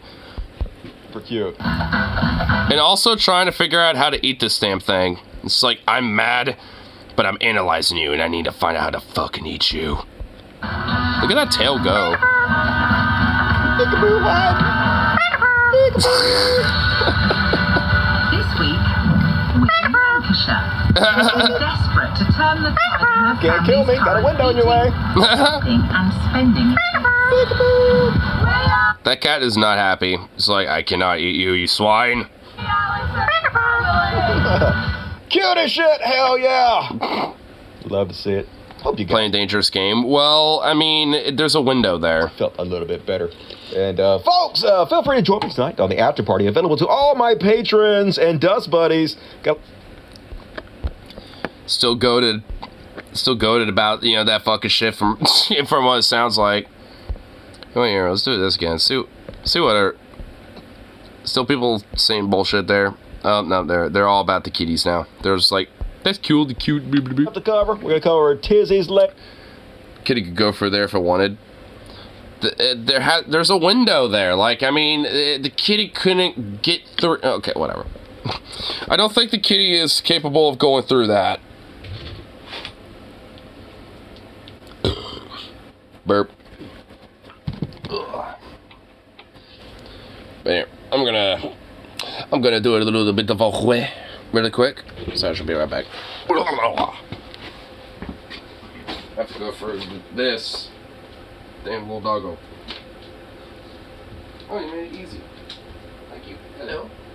Oh, the stretch the thing. Oh my goodness, big ball stretch.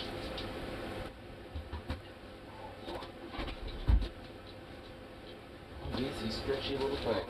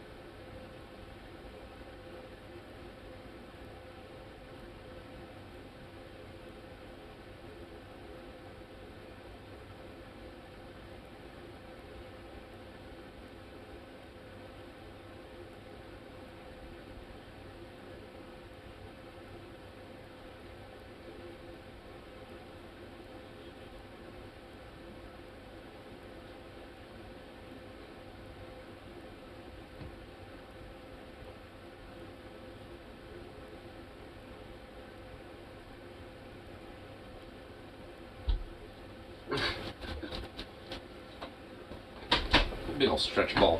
Right.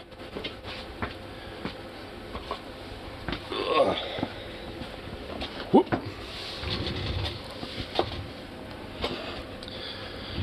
But you have to see this crazy God's Gang cartoon. Wait, have you not seen? Wait, have you just finally discovered that? I'm pretty sure I've reacted to that on a stream once. I'm pretty sure, like, I'm pretty sure I've seen, like, or reacted to that once.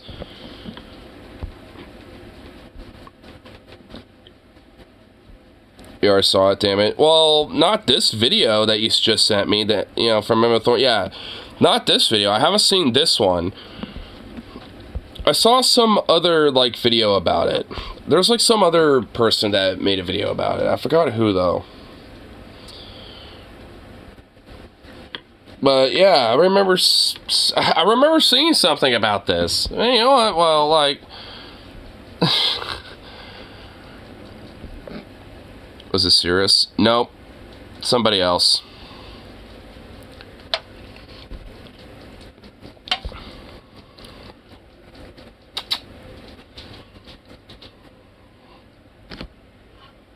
Oh, why not?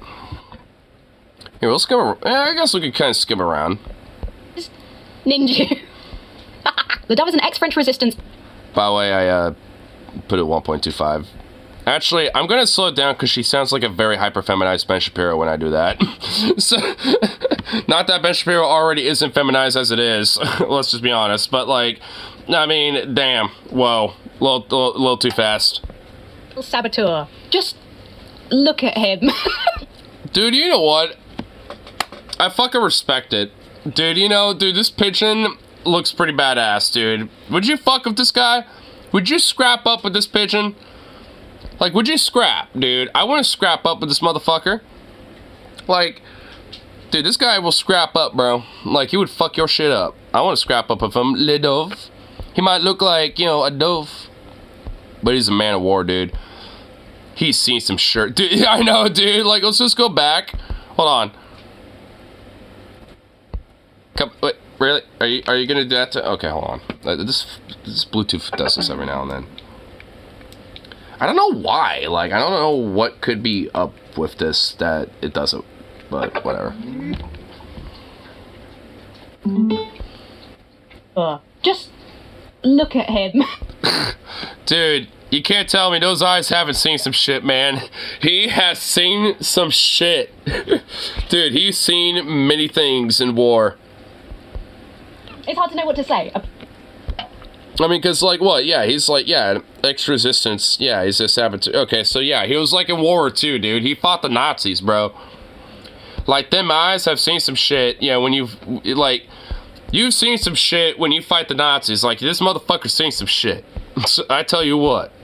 It's hard to know what to say about the Dove. Cross the sky, but never weak. He'll blow you away with his other turn sheet. That's him. That's him using the power of turning the other cheek to hurt his. And that's so fucking funny because that is the opposite of what that means. Hello, love. But that's the pun. That's the.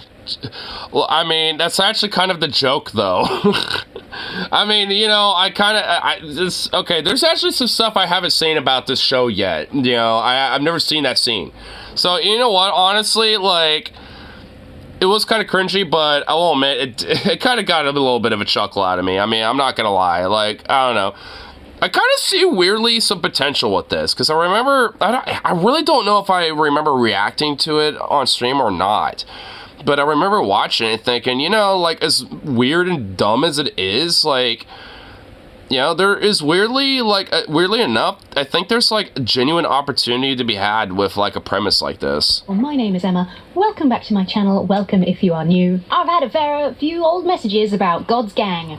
Folks be wanting me to talk about it, and it is interesting, so I understand why, so we're gonna do it. If you haven't yet heard, God's Gang is a new animated children's TV show. It's called God's Gang. It features a superhero-style team made up of 4 people of different faiths. You have one Christian superhero, a Hindu superhero. Isn't the point of turning your cheeks to be passive so you don't even defend yourself?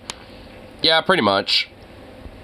a Muslim superhero, and a Jewish superhero. I'm going to start by showing you the website so you can see exactly what I mean. It's got a very, I want to say like Nickelodeon style, Hanna-Barbera kind of animated look. It's very visually appealing. So this is God's Gang. We will watch the trailer. I mean, I will admit, like, honestly, animation-wise and, you know, in animation style, it doesn't even look that bad. I mean, it's not great, but it's not bad. You know, it's okay. Like, honestly, I mean, I think the dove looks kind of cool. I mean, I also like the Muslim superhero dude. I forgot what his name was, but, like, he actually looks kind of badass a little bit, I'm not gonna lie.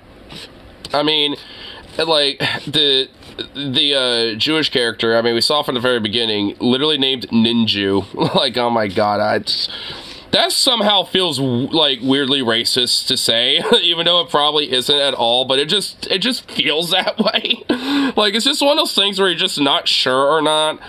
But, like, I mean, you know, like, you know, he's, I don't know, like, that character in general is a little, like, I don't know. Like, he's not really the best looking dude out of all of it, but, I mean, he honestly, he looks a little dorky. But, I mean, I don't know, there's, like, some elements about it that are kind of appealing. I mean, also, I forgot the chick's name, and, you know, that's supposed to be, I think, like, the Hindu superhero archetype. Like, I mean, she's, you know, kind of cool looking and shit, so I don't know. Like, I mean, there's some aspects about this that are actually kind of appealing. Other elements that I think are a little cringy. Someone should summon Rip. You'd probably laugh at this. Well, it would be his day off. So, I mean, yeah. I'm reacting to it, so I'm not gonna, like, go out of my way to do it. Adventure comedy. This is The Gang. The pigeon gets me. Okay, this is The Gang, a multicultural, multinational I love how it's the pigeon that does it for her. series highlighting the promise of peace, kindness, and unity. And, well, okay, sometimes just a little butt kicking. For God's sake. Saving the world together. Now Dude, even okay, well, that was actually kind of weirdly perfect timing. Even Zukov is like, nah, that was some cringe. Cringe! Dude, he's sounding the alarm of the cringe. Okay, it's kayfabe aside, though. Hey, okay, hey, buddy. Hey, don't be like that. Holy shit. Is protesting? Okay, honestly, I should probably see. He's barking up a storm. I should probably see what the hell's going on with that. Just for a second. Shut up! Give me a damn minute, Doc. Now, you're not going out, I am.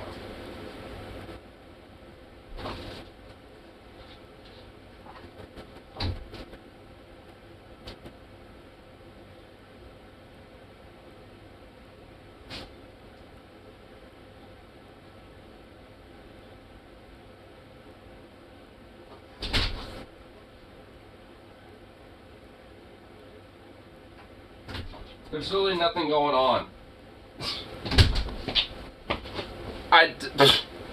There's literally nothing going on outside. He just wanted to boof for boofing's sake. Someone there? No? I mean, it's windy.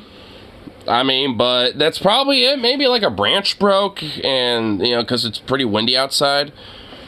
I don't know. Like, there's nothing going on. It's just windy. Did the wind really trigger you, dude? It's, probably heard a car drive by. I would have heard that. I mean, but whatever. Who cares? The fact that I kind of went out there to investigate and came back, I think shut him up. So anyway.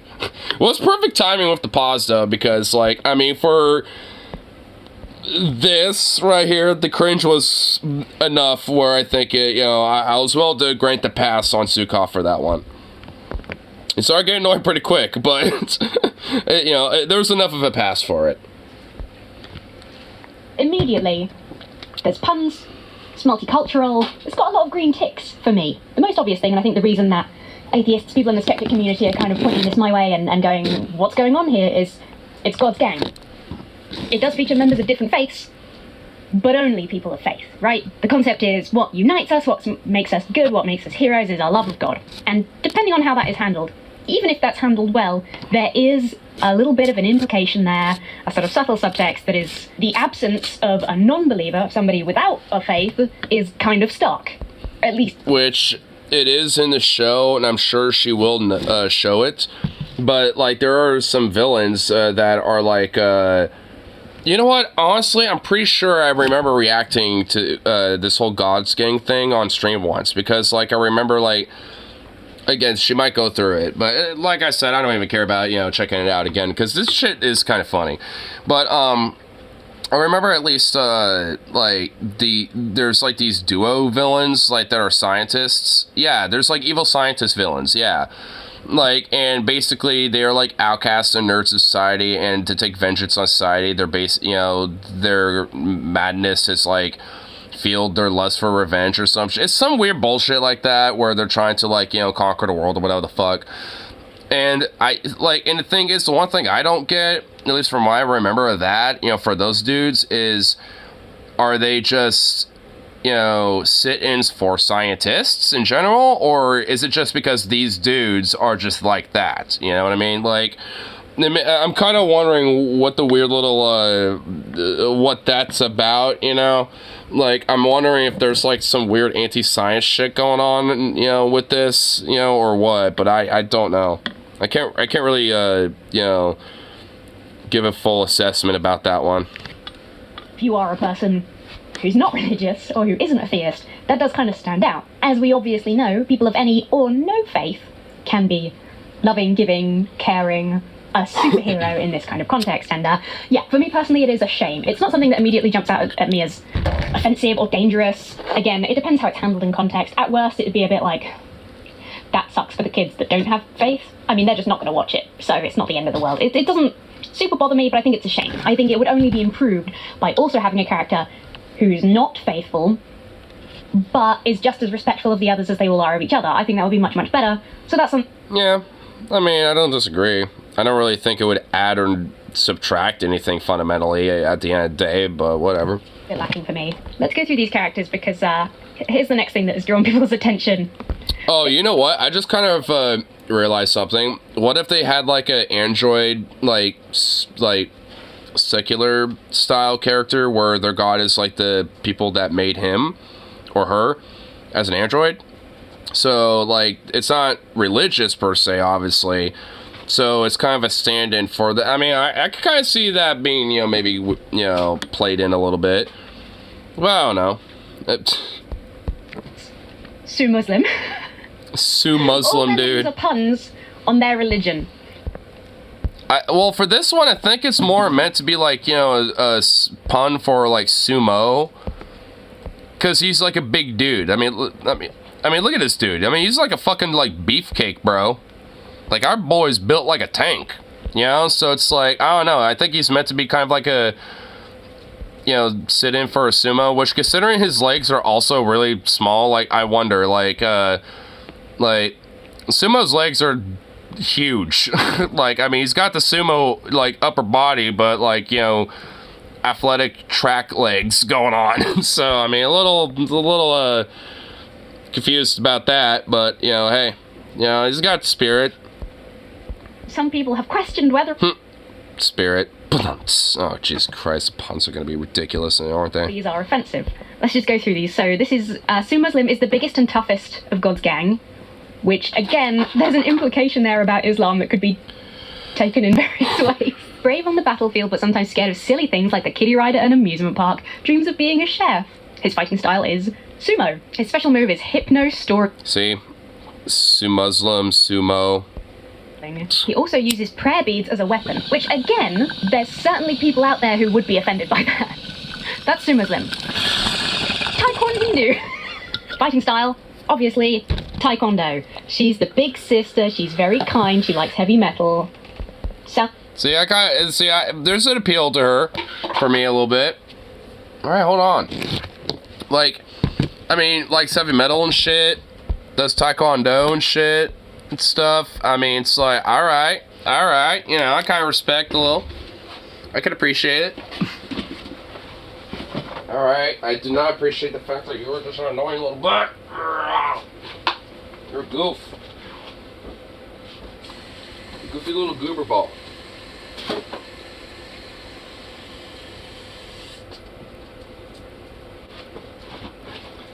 Yes, there you go.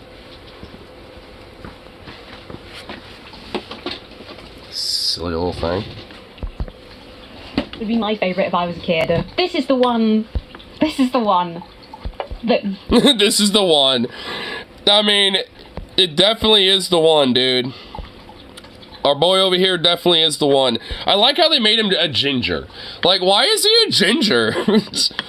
Like a Jewish, like, ginger that does hardcore ninja shit. Like, I mean, and also likes basketball a lot. Apparently he's a basketball player because, I mean, you know, fear the power of the ninja, dude. I mean, I don't know how I feel about saying that, dude. It's, I mean, it's like, bro, like, what? Like, I feel like they could have went back on the drawing board with this one, you know what I mean? When I first looked up God's Gang, this is Ninja. I'm sorry. Again, you get it, right? Wait, some people might not think that's great. Is it gonna do ninjutsu? Oh my god. Fun-loving, packs a punch, doubts himself a lot, dreams of being an NBA basketball star. I like that the short character wants to be a basketball star. There's fun subtext there for kids. Fighting style, ninjutsu. And then there's Crisscross, who is our resident Christian. He's a Southern Baptist street preacher, loves his mama, sometimes gets his cultural references confused, ha ha ha. His fighting style is karate. I think his is the... Which, because there's like one thing where he says even LeBron James sometimes misses the shot. Which, you know, obviously is mixing up two different people.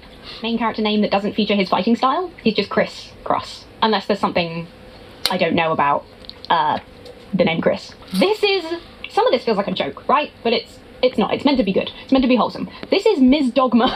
Miss Dogma, dude. And honestly, any furries that start...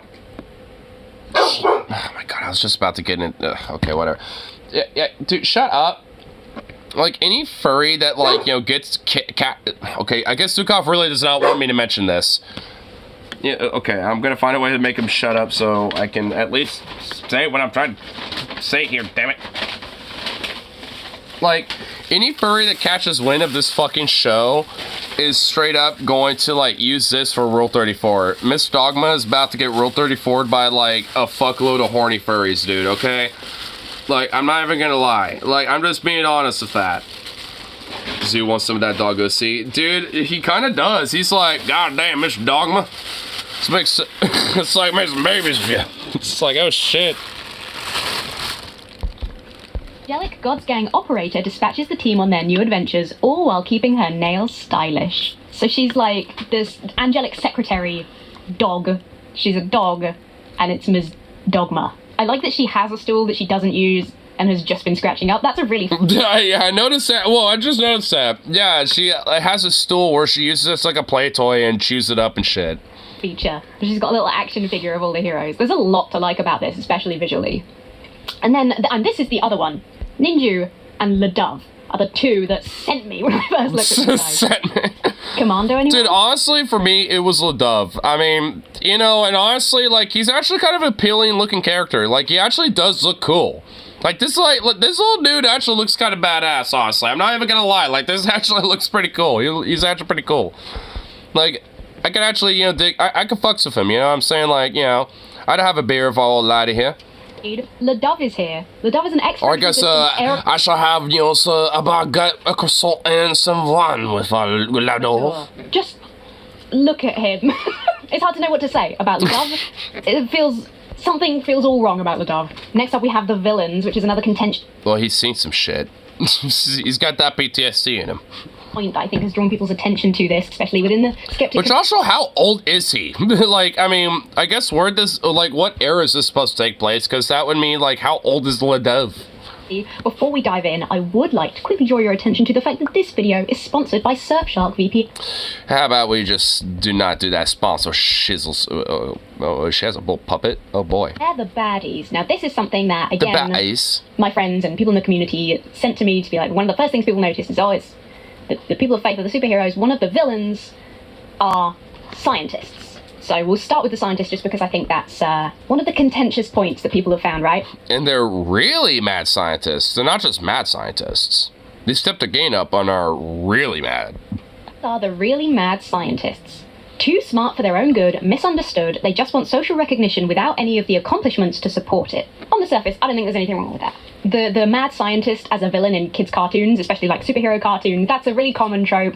I think there's no need to assume that there's an anti-science element to that. I mean, I don't know. I mean, I don't really think it is there, but it does kind of like imply, like, I mean, if they're, I mean, it's like, are they implying that, like, you know, scientists can be kind of mad sometimes and these guys are just really mad, you know, scientists, so to speak, or, like, is it just like these dudes just happen to be really mad scientists and, you know, or whatever? Like, I don't know, like, I guess it's just like too ambiguous. Reservations people have, especially because, again, there isn't any atheistic representation. It would be very easy for a show like this to fall into the trap of the scientist villains are essentially, even unintentionally, representative of atheists. And thus, you know, a lot of science and rationality and logic and stuff, which includes things like evolution, biology, and things like that. So, I mean, that's kind of why I guess, you know, I don't really think it's there, but it could be implied. And I guess depending on how they, you know, use those characters, you know, might, you know, like, either amp up the implication or, you know, maybe downplay it, but I don't know. The people who are good. I'm probably not going to go out my way to watch it unless it happens to be a full episode on YouTube or something. Those are people who are united by their love of God. People who don't have that love of God have basically turned evil villains. I completely understand. Yeah. Let's skip around with the other villains here. The Corpo Creeps. Now, this one's based. Like, you know, honestly, like, I could get down with this. Like, you know, during the day, they're just, like, fucking Corpo weirdos, but by night, they're fucking demons. Oh my god. I love this guy. Holy dude, see, like, I could get down with this. And also, like, you know, character-wise, they're actually kind of appealing looking. This guy looks like a silly dork. Because that's, you know, I like that. Got a sexy demon bitch. And then you got, like, the ultimate CEO demon right here. Like, I mean, you know, hey. If the shoe fits, you know what I'm saying? It's just like, you know, hey. Like, I mean, you know, broken clock right twice a day, you know, type of situation. Like, I mean, this is base. I love this shit. By day, they are Boeing business folks. Turning out to profit like capitalist pigs that they are. I decided but by night, they transform into demons. Because that's kind of what they are. and trying to turn all of the world's matter into dark energy. Cool. Awesome. Don't make them sound too cool, okay? I mean, come on now. Now, whether you're old or young, they'll try to enslave your soul. True! The Corporal Creeps will always try to do that. See? I mean, you know, hey, I can get down with this. Overlords into a villain for this show for kids. I love that. Dude, I mean, this is based, like, you know, this is why I'm kind of like, the premise of the show. I think if they, you know, like, maybe, you know, like, you know, did a few edits here and there, you know, and, like, you know, and some shit like that, dude, I think this could honestly be a pretty successful show. And honestly, they should make these motherfuckers the main villains. Like, the main villains. Like, I mean, because, dude, you know the parents, you know, that are, like, you know, like, growing up, you know, like, my age or a little older, give or take, or maybe a little younger, give or take, you know, that are raising kids, you know, shit. You know, they're doing the same grind like I am, on top of having to do that shit, too. And they're gonna look at this and be like, yeah, those corpos are a bunch of creeps and a bunch of demons. Yeah, fuck them. Yeah, let me teach my kid that. Like, I mean, you know, they're gonna look at this shit and be like, oh, hell yeah, let me show them this show. I wish I had this growing up. Goddamn. I mean, it's like, these dudes right here are what I would love to watch a show for. Like, I want these guys to be the main villains. I mean, they're the demons after all. You know, it would heavily play on to the whole religious element, too, because they're soulless corporate, well, demons. So, you know, it plays on really well. Skeptical of capitalism. It is interesting, and it throws up some just kind of lore and world-building questions when you look at this, because I do kind of think, well, it's interesting that a certain type of demon, certain specific types of demons, and angels, angel dogs, those things are real, and yet all of the faiths still exist. So is this a universe like a, I can't think of any example now, American Gods? Something like that. Is this like a universe where all the faiths are true and different versions of different gods all exist, etc.? Or is one of the religions closer to the mark than the others, and we just don't know, and the angels and the demons aren't interested in revealing that? I wouldn't really think too deeply about that, to be honest. Like, I'm gonna assume that, like, they're, like, all correct, but I don't know. I don't know. I don't think they would honestly, like, entertain that. I think that's just kind of left to viewer interpretation, if I'd have to assume. But I don't know. Weird in terms of world building for me. Just throws up some questions. But it's a kids show, so we don't... I mean, and also, yeah, now that... Oh, god damn it. She's making me think about it now. Because, like, if, you know, Taekwa Hindu, which... Oh my god, that fucking name. Like, I mean, Hinduism is a polytheistic religion, isn't it? Like, there's different gods and goddesses within, you know, the Hinduistic faith. So, like, I mean, they wouldn't be worshipping just one god. Like, so that doesn't make sense. Like, I mean, there's already some plot holes about this, so this would have to at least either assume that there's, like, the one big Abrahamic god, which, like, Ninju, Sue Muslim, and Chris Cross. Oh my god, that fucking... Dude, the names are ridiculous. Holy shit. Oh my god, the more I think about the names, bro. They should go back on the drawing board with the names, to be honest. Like, that's the one thing they really need to go back on the drawing board for.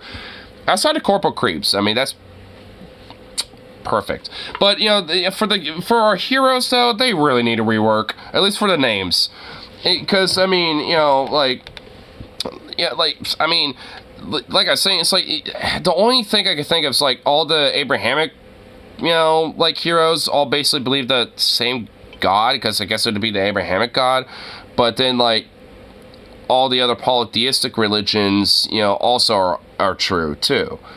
Like, or at least, you know, the Hinduistic faith, at least, you know, with, you know, their gods and goddesses. So, I mean, that's the only thing I could think of, is, like, you know, it's like they're all true, you know, or at least, you know, when it comes to, like, you know, the three Abrahamic faiths, like, you know, their god is literally the same, and there's other gods and goddesses amongst that too. So I don't fucking know.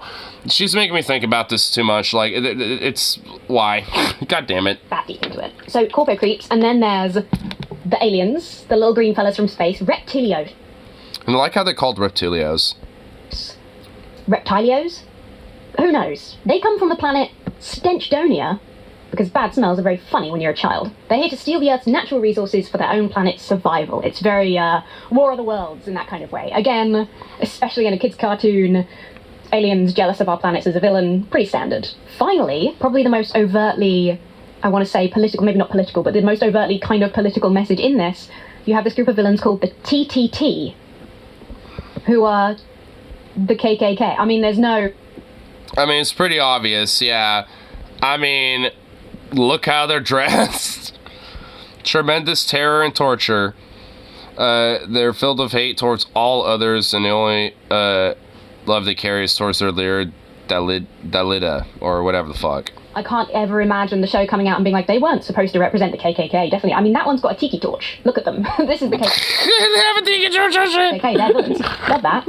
Tremendous terror and torture. They're filled with hate towards all others. They only carry love for their leader. Now, again, there's a slightly complicated grown-up conversation to be had around the fact that there were plenty of religious people in the KKK, and we want to make sure that we hope that the show doesn't, even inadvertently, align the TTT villains with not being theistic, right? Well, they don't love God, so there's a line that I understand we want to be wary of there. But okay, so those are the villains. Here's the other thing I want to show you before we go to the trailer. So this is the God's Gang team, or your animators, your staff. This is the interesting thing. They have an interfaith council.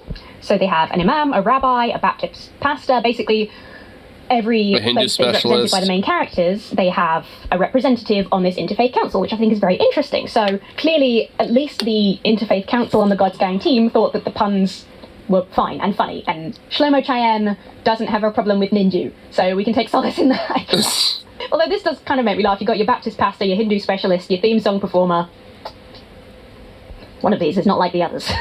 And then they also have an advisory board. So there is work put in to the representations in this children's show, which I think is very worth mentioning. Because the first thing when people talked about this, the first thing I did was go to the team to see right, people are worried about this. Is it just a big team of white American men? You know, that sort of thing. And it's really nice to see that, no, it is as culturally diverse as the characters in the show are, which is how it should be. So that's something that is, like, puts us in a good place for... Yeah, I don't really think it's that much of a big deal. At least for me, personally. There. Skip around to this. So that's what we believe. So it's interesting and conflicting in a way that is sort of like an intellectual curiosity. That's the best way I can kind of describe it. Where you're like, they're acknowledging these differences, but I know that there are people who think those differences are, you know, the key to salvation or not, which is why there are so many evangelists who say, no, you have to follow this specific set of rules or you won't go to heaven. So it's just interesting to see things that are like, no, we're different, but it's all the same. I guess it's kind of asserting, it hasn't outright, I guess I want to say it's kind of asserting it's all the same God, but then you have a Hindu cast member, so that doesn't work. And obviously the Bible is quite specific on no other gods but me. It just throws up all these questions and you're like, oh, but how does that work? It's not one of those things where I think you think about deeply. I mean, I mean, at the end of the day, it is a kid's show. I mean, you know, it's not really something you can really think too deeply about. Into your faith. It's just weird. But, you know, love and friendship, so I guess carry on. Cross is kind but never weak. He'll blow you away with his other turn sheet. Ninja has the power to analyze. That's him, that's him using the power of turning the other cheek to hurt his, and that's so fucking funny. Because that is the opposite of what that means. If we find out in 10 years... I mean, that is indeed the joke. It was made and produced by atheists, and it was actually ironic all along. I wouldn't be that surprised, because some of this... Turn the other cheek as an attack, as a physical attack, that is really funny. I mean, honestly, I kind of feel like maybe it was to an extent, and they just have, like, the specialists there to kind of, like... For PR stand, I don't know. Like, I mean, I'm still kind of confused with what. I mean, oh my god, dude. He looks like he's got like some night vision goggles, trying to look like some spec op dude. Like, you know, he's like 007 dude. Like, oh my god, what the hell?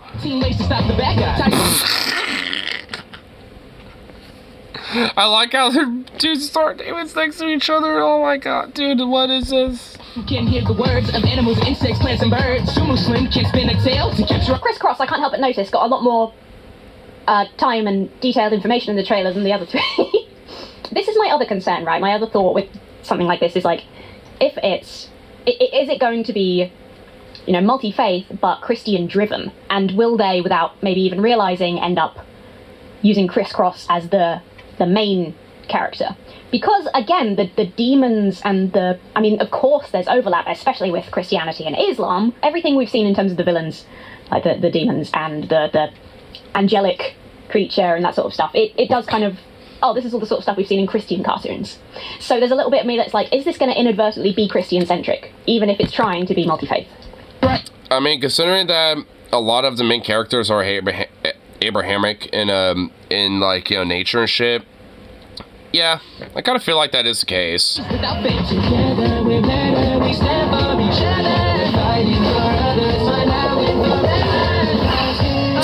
He looked a little too happy to be like, I'm a cannonball, what's up, bitch? Like, oh shit, hold on. Dude, he's so happy. He's about to, like, murk these motherfuckers, dude. He's like, what's... Oh my god. A little too happy about that.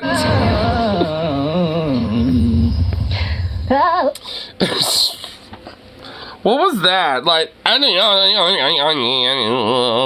what weird autotune, like, just fucking, like, busting a nut fucking weird sound was that? There's a lot to look into. Right, so their YouTube channel has the full episodes as well as some little things. There's nice little trailers. I think just an overview of this shows, at least to me, maybe you disagree, but to me, this is so clearly a product of love, of well wishes, of kindness. I think this was made with the full intention, or is being made with the full intention of a fun comedy, visually appealing, it's nicely made way of showing kids in an approachable and gentle and still entertaining way that it is perfectly okay to have differences, to be members of different faiths, and to still be friends. I mean, if you look at their shorts, it's moments from their the show. There's silly things like nobody wants to go to work on a Wednesday, and there's things like Muslims and Jews can always be friends, not just on our show. We should look at our shared values and connections rather than our... Yeah. Our differences. There's real compassion behind that. I believe this is completely genuine. I don't think this is controversial. I mean, the problem with this sort of thing is it will be controversial to some people. Yeah, sadly. Hardliners and extremists. I mean, you know, like, I don't imagine, like, you know, hardline, like, Zionist types will, like, look at, like, Ninja and be like, yes, you know, this idea, he, you know, is the best buds of, like, Sue Muslim. Yeah, totally cool. You know, or, like, you know, or, you know, vice versa, you know, in that case, you know, whatever the fuck, you know, like, there's definitely, I mean, it's one of those things where you can't please everybody, and there's always going to be, you know, motherfuckers who are going to, like, look at this and be like, oh my god, what the fuck? Even though, like, there isn't really that much to, like, you know, crow about. Like, you know, a little silly, kind of cringy here and there, sure. But it ain't really a bad concept. Really. Because, again, it's so difficult with religion because for many people there are issues of salvation in those differences. So to those people, they might see this as well-meaning, but think, if you're not, you know, we can be friends, but if you don't convert to my religion, you won't be saved, so I'm going to keep trying to convert you, you know? That's what makes it tricky. Pretty much all of these major religions have histories of violent conflict over these differences, and it's difficult to overlook that. It really is, considering there's, like, Inquisitions, Crusades, and all sorts of other shit. I mean, what's going on now, you know, with Israel and stuff, obviously. In the face of a maybe oversimplified concept of we can all be friends anyway. But the meaning is sincere, and it is a genuine, it seems driven by a genuine desire to connect over our shared experiences, and I think that's wonderful. The only thing that is, like, a little bit, for me, is the lack of a non-faith character. And I just hope, and I won't know without watching some episodes, or maybe I'll read some synopsis, because as much as it looks like a fun child, I don't know if I want to watch a religious children's cartoon that much. My only personal concern is that the only atheistic representation will be in the villains, right? And that is a problem. There are so many places in the world where various religions are persecuted. There are likewise places where being an atheist is equally persecuted, and I think it's important. To the point where, yeah, like, you would potentially be put to death for it. Like, I know there's plenty of fucking countries, you know, out there that will do that. Stretch that love and friendship and, you know, camaraderie and the idea of goodness being across people of all and no faith. And the other thing is, of course, there's only 4 main characters in this representing 4 major religions. There are so many other religions, and, you know, there are specific denominations within those religions. So there are a lot of people that aren't represented, and what we want to see from this kind of show is that these characters that have a small representation are in fact indicative of a wider appeal to kindness for, you know, differences of faith. I think it's pretty sweet. I think the idea is sweet. I think it looks really great. The theme song is not good. If I have to give one critique, the theme song is not good. Like, a great kids theme song should be stuck in your head. I've forgotten it, and it was overly auto-tuned, so I'm sorry, but God's Gang, that is my one. Yeah, I mean, it's weird little, like, like intro song show thing. It needs a lot of work. I mean, honestly, the whole premise needs a lot of work. I mean, you know, it's just one of those things where it's just like, you know, the premise and the concept isn't really that bad. Like, I don't really think it's inherently that bad. It's just one of those things where it needs a lot of work, and I think a little hashing around the edges and stuff like that, and I think I'd be fine. You know, like, I don't really see anything inherently wrong with it.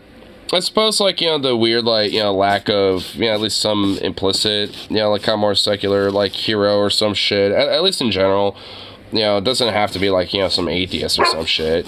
I mean, hell, even if, you know, this, you know, placeholder of that would be, like, an agnostic, I think that'd be fine. It's just, like, one of those things where it's, like, I mean, you know, I could kind of see the implication of it, but whatever. I mean, I don't really think it's, like, that big of a deal. Still kind of a silly show. I mean, you know, maybe I might, you know, like, one of these days check out, like, an episode. You know, but I won't do that tonight. That just is one thing I'm kind of thinking about in the back of my mind I want to, like, maybe look at, because I think it's kind of funny. Because I was checking out on my other break earlier. What do you want? What the fuck? Like, can I help you? Me.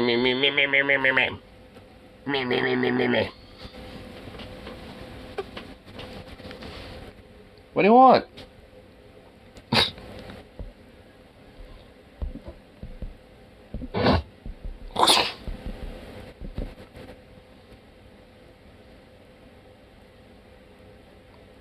Can I help you? You want to be on my lap? You want to come over here? Come here. Come on. Come here. Come on. Come here. Oh, all right. You know what? I'll just grab you instead. How about that? Yoink. Hold on.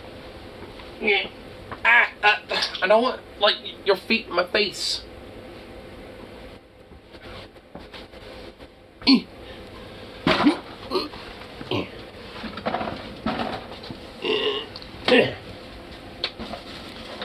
There we go. Oh, bastard. Putting your feet in my face. Smell like citrus. Smell like the citrus shampoo that I put on you the other day. You big shitty little thing. Oh my goodness. Oh.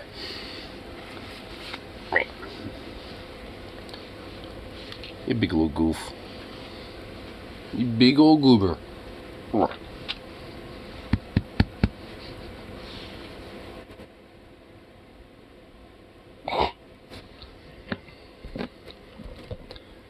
You silly little thing. You silly.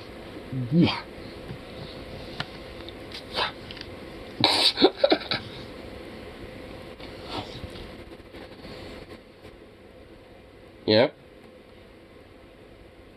Yeah, I did that. What are you gonna do about it?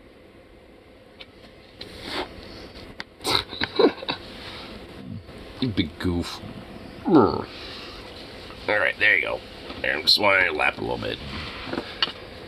Oh, you lazy little thing. Ugh. Nope. No, you're not gonna be kicking me anywhere near that vicinity. Nope. Nope. Go on. You can move along.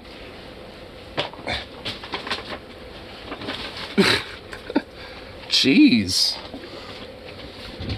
You silly little ball. My goodness. Absurd it is that we now allow grown men to call themselves women and dominate women's sports. So we did. First of all. Oh, shit. So this is apparently like, you know, so I was checking this out from earlier. And this is like some weird, like, I don't know if it's meant to be a movie or like a show or what, but what do you mean Hollywood? It's like a trailer. A movie about that. Like, Juana Man literally exists. What are we talking about? It's just, it wasn't like inherently transphobic. You know what I mean? Like, it was done not to be like, oh, this is what, like, it was, or was it Juana Man or was it White Chicks? What was it? There's a couple. Wasn't it Juana Man? Am I wrong? What was that? I don't think there was like a lot of shows or movies from back in the day. I mean, I know there was like Ace Ventura at one point, and then like, I guess arguably Miss Doubtfire, but let's give us a little introductory bullshit. Blah, blah, blah, blah, blah, blah, blah, blah, blah. All right, let's get into the fun stuff. There we go. Faking it or something. Where women's sports is being transformed. Wait, there ain't no fucking way they put... In a world. Wait, hold on. Like, it's like some like early 2000s, 1990s trailer, dude. Is that... At this point, I feel like the entire, like, trans panic is just propped up to fucking give Riley Gaines a career. Like, it makes no sense. It makes no fucking sense that people are this aggro about this shit still. It's like, bro, it's since claimed... I mean, it kind of is, though. Like, I mean, she got, like, what, 5th place over the fact that she tied with a trans person and still lost. And a trans person lost, too. So it's like, I mean... They, like, propped her dumb ass up, you know, over the fact she got 5th place because, you know, fucking take that L, bitch. I mean, I don't know what to tell you. It's like, I mean, the trans person lost too. You tied with her for 5th. So, whatever, get good. I don't know. Can we talk about something? Can we talk about... Are we far enough removed from the situation that we can fucking laugh at a person who got, like, tied for 5th place? Yes. I mean, we can laugh at it now. I mean, and when it happened. And lost to 4 cis women, okay? And then 1 trans woman, and never stopped complaining about it. It's like, bitch, you weren't in second place and lost to a trans woman. Like, you literally lost to multiple cis women. Get better at swimming, bozo. Skill issue. Skill issue, though. Conservatives still fucking constantly put this psychopath all over their broadcast. That, and also basically they're still freaking the fuck out over goddamn Bud Light and Dylan Mulvaney too, apparently. Like, I mean, they're still freaking out over shit that happened like months ago at this point. Fucking, like, I mean, they really have like nothing else, you know, better to do. Yapping. And this is literally their fucking comedy now at this point. Fucking crazy. Or I guess really a lack thereof. The Games made a video crediting the Dunning-Kruger Times for her information. Everybody heard last night that the Irish basically played a game of fuck around and find out. Wait, what? This is not... Okay, whatever. Okay, I guess I went too far back. Comedy of the year. Oh, dude! Our comedy is so triggering. It's the most triggering comedy. Here, let's go back to that. Comedy. We need to absorb that. Wire calls foul with the most triggering comedy of the year. Oh! There, it's like, oh my god. Like, they're trying to paint this as, like, some weird, like, 90s-esque, like, you know, fucking ad, you know, when it came to, like, a trailer, but it's not even, like, presented like that at all. They just have, like, the dude trying to make the wannabe voice for it. You know, it's like, you can't do that voice without, like, trying to present it like that, aesthetically. Like, I mean, oh my god, and this guy looks like he's about to fucking murder me, dude, and, like, skin me alive and harvest my organs and sell it on the black market. Like, god... Dude, our comedy is so triggering, dog. Oh man, I'm gonna perish if I watch this. Uh-oh. Uh-oh, I'm gonna get triggered. Uh-oh. We're all gonna be fucking just like butthurt and triggered beyond belief.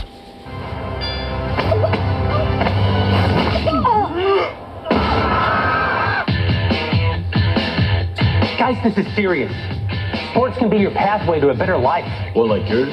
Ew, Jeremy Boring is in this? Oh my god. Isn't that the dude that has like that weird razor company and did the chocolate shit too or whatever fuck? They're all playing dress up. Nah, I know what this is. Oh my, dude. I'm starting to see it too. I mean, I know I kind of pre-watched it, just maybe a smidge, but, like, oh my god. Like, I mean, the fact that these, like, you know, insecure, gay-ass conservative fucks, you know, are all, like, doing thespian, like, theater bullshit and dressing up and, you know, pretending to be all in drag and shit for, like, this stupid fucking movie or whatever the fuck this is. It is, like, really just more telling on them more so than, like, trans people that they're supposedly trying to dog on with this. Come on, man. Lot of theater kids.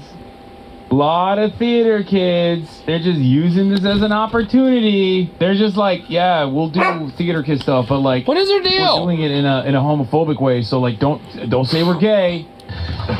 Please don't steal my catalytic converter again. Winning matters. It's the key ingredient in becoming a winner. Maybe you should try it sometime. Are you gonna move? I am not. Dude, they have too much money. Like, and this is what they decide to do with it, is make this fucking schlock bullshit, cringe-ass fucking, like, 2000s era comedy that is barely a comedy. Like, I mean, who's supposed to be laughing here? Because, like, I mean, I'm seeing these bits and I'm not laughing. I believe they're pumping out, like, rom-coms for 8 people to watch, okay? Yeah, hey, well, you know, like, you know, midlife crisis fucking, you know, conservative wine moms need something to watch. Nuts that they have, like, this level of I mean, Roseanne ain't on the air anymore without, you know, Bar there, so... Another woman. Hey, you know how he identifies. If you can beat them. What do you know about the U.S. Opens for the Global Games? You want us to compete as winners.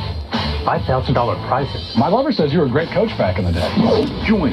This is the way the world is now. My 8-year-old daughter told me all about it. So, a guy can become a girl with no physical... I can't lie, I want to watch this now. Oh my god, and I it's like... Dude, so this dude, it's like, so my 8-year-old said, like, a guy could be a girl and, you know, and not have to do literally anything or something. Like, wow, holy crap. Like, look what they're teaching the kids. Oh my god, dude. They can't even attempt to try to make it witty. They're, like, or anything. Like, really? Like, at least try to make it funny. Like, I hate these pieces of shit, but I kind of want to watch them try and act. Well, pirate it. Because, dude, you know some motherfucker's gonna leak this and have it on YouTube. You know it's gonna find its way on YouTube somehow. There's gonna be a motherfucker dedicated to making this on YouTube so we can watch it or some shit. Because, honestly, if I find this movie on YouTube, we're watching it. Like, I mean, we gotta laugh at the absurdity that this is. Like, because, I mean... We haven't had a movie commentary in a long fat minute because, well, YouTube sucks about this, but there's a rare occasion where, you know, you can get away with it. So it's like, I mean, if I can, I will fucking do it because, holy shit, it does look a little fire. At least, you know, when it comes to making fun of it, because that's all I would do to it. I feel like this is literally made for us. Like, this is the audience. It's made for, like, people who call up children's hospitals and issue bomb threats, and us. Like, as far as the target audience, like, there's no way. This is made for hate watchers, I think. I kind of agree. I have to watch this. I am excited. I'm not gonna even lie. I'm excited to watch this. Changes. I want to go that far, but... Oh, that's called gender fluid. So I can be a woman on the court and a man in the bedroom. I can't believe it. Nice! You mean when you're sleeping? Yes.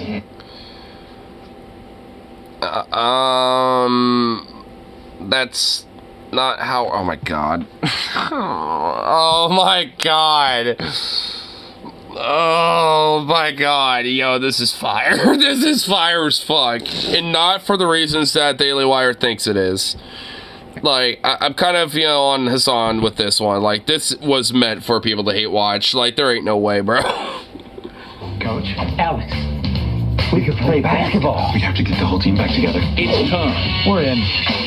I'm in. You already could. I mean, like, okay. Oh my. Okay. Holy fuck. Okay, whatever. I'm in. To play. Lady Baldwin. Was that guy meant to be a sit-in for Joe Bison? You know, the fucking, you know, like, shaman dude? We'd have to get the whole team back. Hold on. It's time. We're in. I'm in. I'm in. Is it...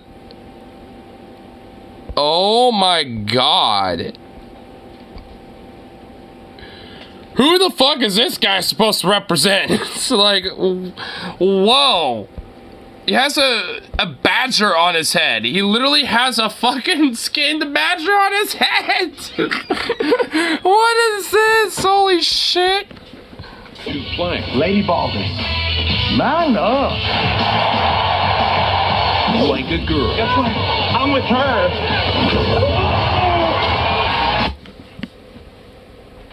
Did I just hear that? Did I just hear a "I'm with her" quip?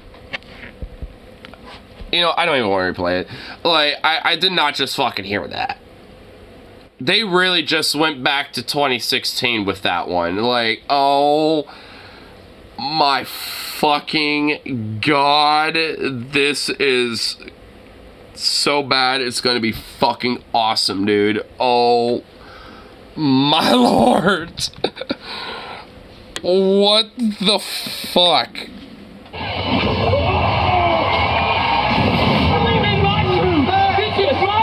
Dude, I love that they're all like pasty ass old white guys, by the way. Like, it's classic. They're just like, oh dude, we dominate women, bro. We would dominate women. Dude, they did barely dominate, like, you know, the men's fucking competition, let alone the women's, dude. They would get clapped. Brittany Griner would destroy you, okay? Straight up. Pro heroes. Day one of being a girl athlete? I love being a girl. To sheroes. We could dominate every woman's sport. Running, swimming, soccer. I said sport, Felix! It's ladies basketball, boys. Nobody watches. It is pretty funny that this is like, they're literally just dunking on cis women. No, yeah. This all... I mean, you know, that's what I'm weirdly feeling like this is about. Like, like, they're trying to fuck on trans people, but, like, everything that this presents is more or less trying to be, like, more misogynistic towards just cis women. It's like, you all can't be athletes, you know, like, or something. Like, I mean, that's kind of what is being more implied here. Like, that's kind of the weird thing about this. Like, they're trying to fuck on trans people, which I guess they are. But, like, I mean, it kind of feels more like they're just, like, fucking on cis women with this. Like, you know, it's just like, you know, traditional, stupid, just grade A misogynistic bullshit in media, I guess. I don't know. Like, I mean, that's what it feels like. Dude. This ultimately comes down to not being transphobic and just shitting on women, which is exactly what Joanna Man and white chicks would do. Like, that's the funniest part about the story, is that this is no longer like transphobia because you're so hyper focused on making like a movie out of it. Transphobia only works when you are saying it like, this is what trans people are doing. Okay, this is what trans people are doing. That's the transphobic side of it. Even though, like, that's, you know, and he's actually kind of, you know, right about it, because, like, in the trailer so far, it's not even really being super heavily implied outside of that one little bit where the kid was teaching the adult or some shit. Like, beyond that, I mean, it's basically just, like, a bunch of dudes who decide to essentially just cross-dress, you know, or some shit. You know, just to, you know, pretend they're women, I guess, and then, like, compete in a sport. Like, I mean, it's more or less, you know, not really, like, fuck on trans people as much as they think it does. I mean, even though it is. It's just weird. Like, I mean, conservative comedy doesn't even know who to, like, initially go after. Like, they don't even know, dude. It's like, it's so weird. It's just strange. Here. Go spring it legal real quick, but I'll just let it keep playing real quick. They're faking it. They're faking it so they can, like, win a swim meet at the age of 12, right? Like, that's crazy. That's a stupid fucking thing to say. Now, beyond that, this turns, if you make a whole movie out of it, like, it basically just turns into just shitting on cis women. Yeah, this is just a throwaway late 90s bro film. Exactly. I mean, it's pretty awesome. My favorite part in the real world, none of these dudes are athletic enough to beat any women anyways. Yeah, no, literally. That's why it's so funny. Like, those guys, if they played against, like, actual WNBA athletes, like, they would get fucking destroyed. Because they're so incredibly out of shape. Excuse me. Like, I'm no athlete by any means. I cook most of those motherfuckers, you know what I mean? Probably all of them. Are these seats open? Never mind. Gay dunks. Like, this is so perfect because, like, by virtue of being a man, you can just dunk like that. You know what I mean? It's so perfect. I love this. I love this. Like, this dude can't even palm the ball, brother. But by virtue of being a man in this fantasy, like, he automatically outcompetes every woman. You know what I mean? It's so sick. It's awesome. Oh god, I can't wait to watch this. I'm stoked. You guys should have never shown this to me. This is like right in my fucking wheelhouse, dude. God damn it, this is made for me. This is so made for me. I kind of have to see the palming, you know, that he was talking about when it came to like to the ball. Like, yeah, he really wasn't perfect because, like, by virtue of being a man, and yeah, and like, I know what it was like saying from earlier, because I was kind of overhearing from the background, like, he's basically like saying it's like, oh, because, you know, just the literal virtue that we're dudes, like, we're somehow, like, you know, gonna be like NBA stars just by proxy and be able to, like, you know, slay any woman, you know, when it comes to sports. Like, that's essentially, it's like more of the implicit message that's going on here, which is more of a misogynistic message more so than a transphobic one, weirdly enough. Even though they're trying to make it transphobic. That's a silly thing of all this bullshit. It's so sick. It's awesome. Oh god, I can't wait to watch this. I'm stoked. You guys should have never shown this to me. This is like... I mean, I'm kind of glad that I've discovered this little bit. Because when I saw it, I was like, okay, is this like TikTok short shit? And when I clicked it and realized it wasn't, and it was this thing, I was just like, oh my god, fuck yes. In my fucking honestly, I don't even know what the hell the name of this is. Like, I don't know what movie or show or what the fuck is supposed to be. I'm assuming a movie. Good. It's a Daily Wire thing. That's all I know. And it's like, man, I need it. Like, honestly, at this point, I just want to like inject it in my veins just so I can just laugh my ass off. Damn it! This is made for me. This is so made for me. Kentucky Trunks. No, she didn't. Wait.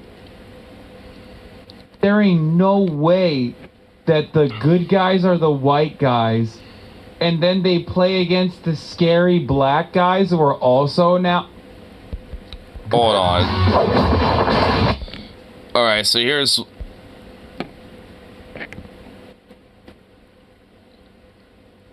Oh my god. Oops. So oops.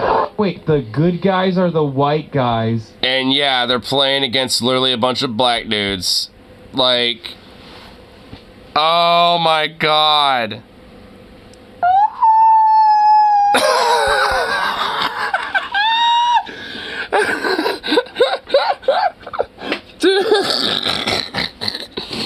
That little squeal dude, oh my god. Oh shit, they can't help themselves, can they? Oh my god. They literally had to garnish this whole thing with some racism, dude. They couldn't help themselves. There had to be some racism, bro. Like, yo, dude. I mean, it was already bad enough they were starting to play some basketball. I'm like, okay, this already feels a little strange. Like, I mean, it wasn't really there, but now that they just made it there, it's like, fuck, no, dude.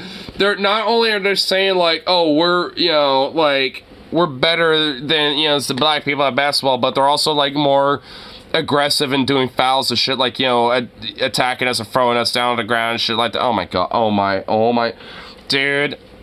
They could not help themselves. They had to throw in the racism, dude. You can't have a Daily Wire production without it being white supremacist, dog. Yo, that's sick. That's fire. God, they make so much. It really is, dude. Oh my god. Always let their freak flag fly. And then they pants them. That's the. Whoa, that was like an extra level of racism I didn't even expect. They had a... Like, hold on. Dude, I love... We have this, which is, you know, whatever, I get it. Flag fly.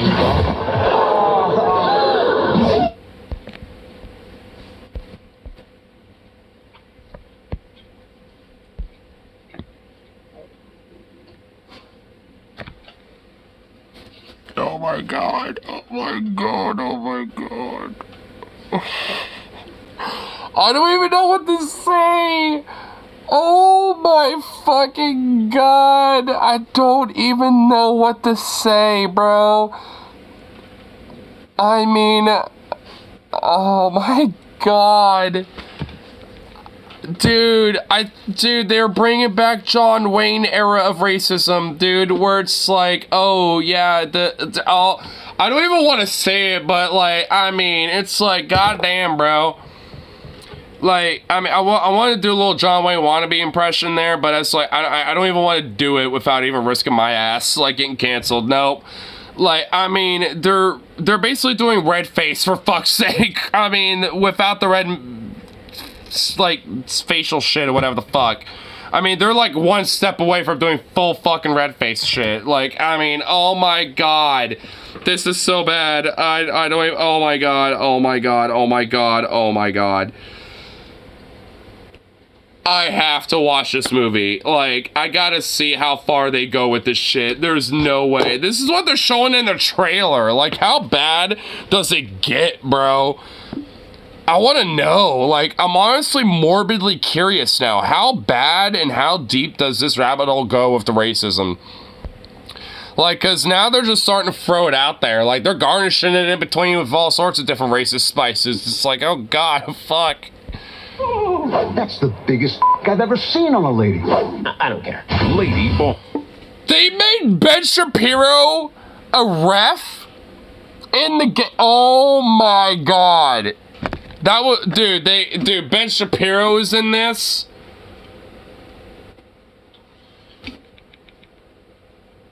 Oh my god.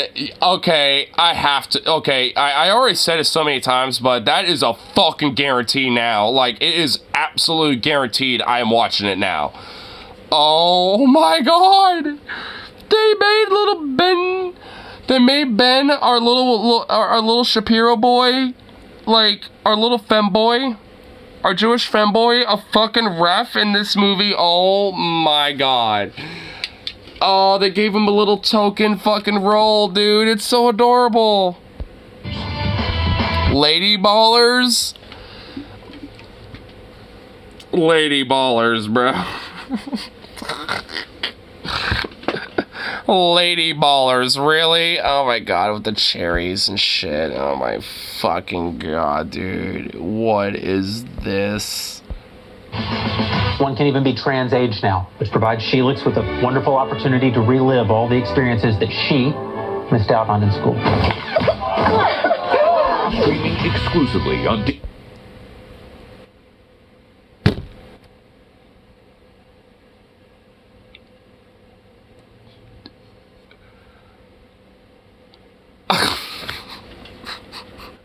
I wanted to maybe start saying something about that, but I just realized, what's the fucking point?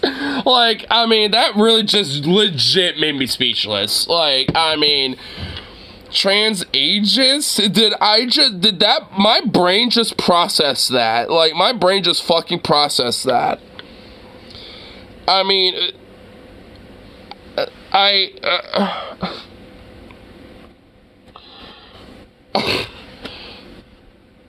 dude, this has to be like some meta irony or something, dude.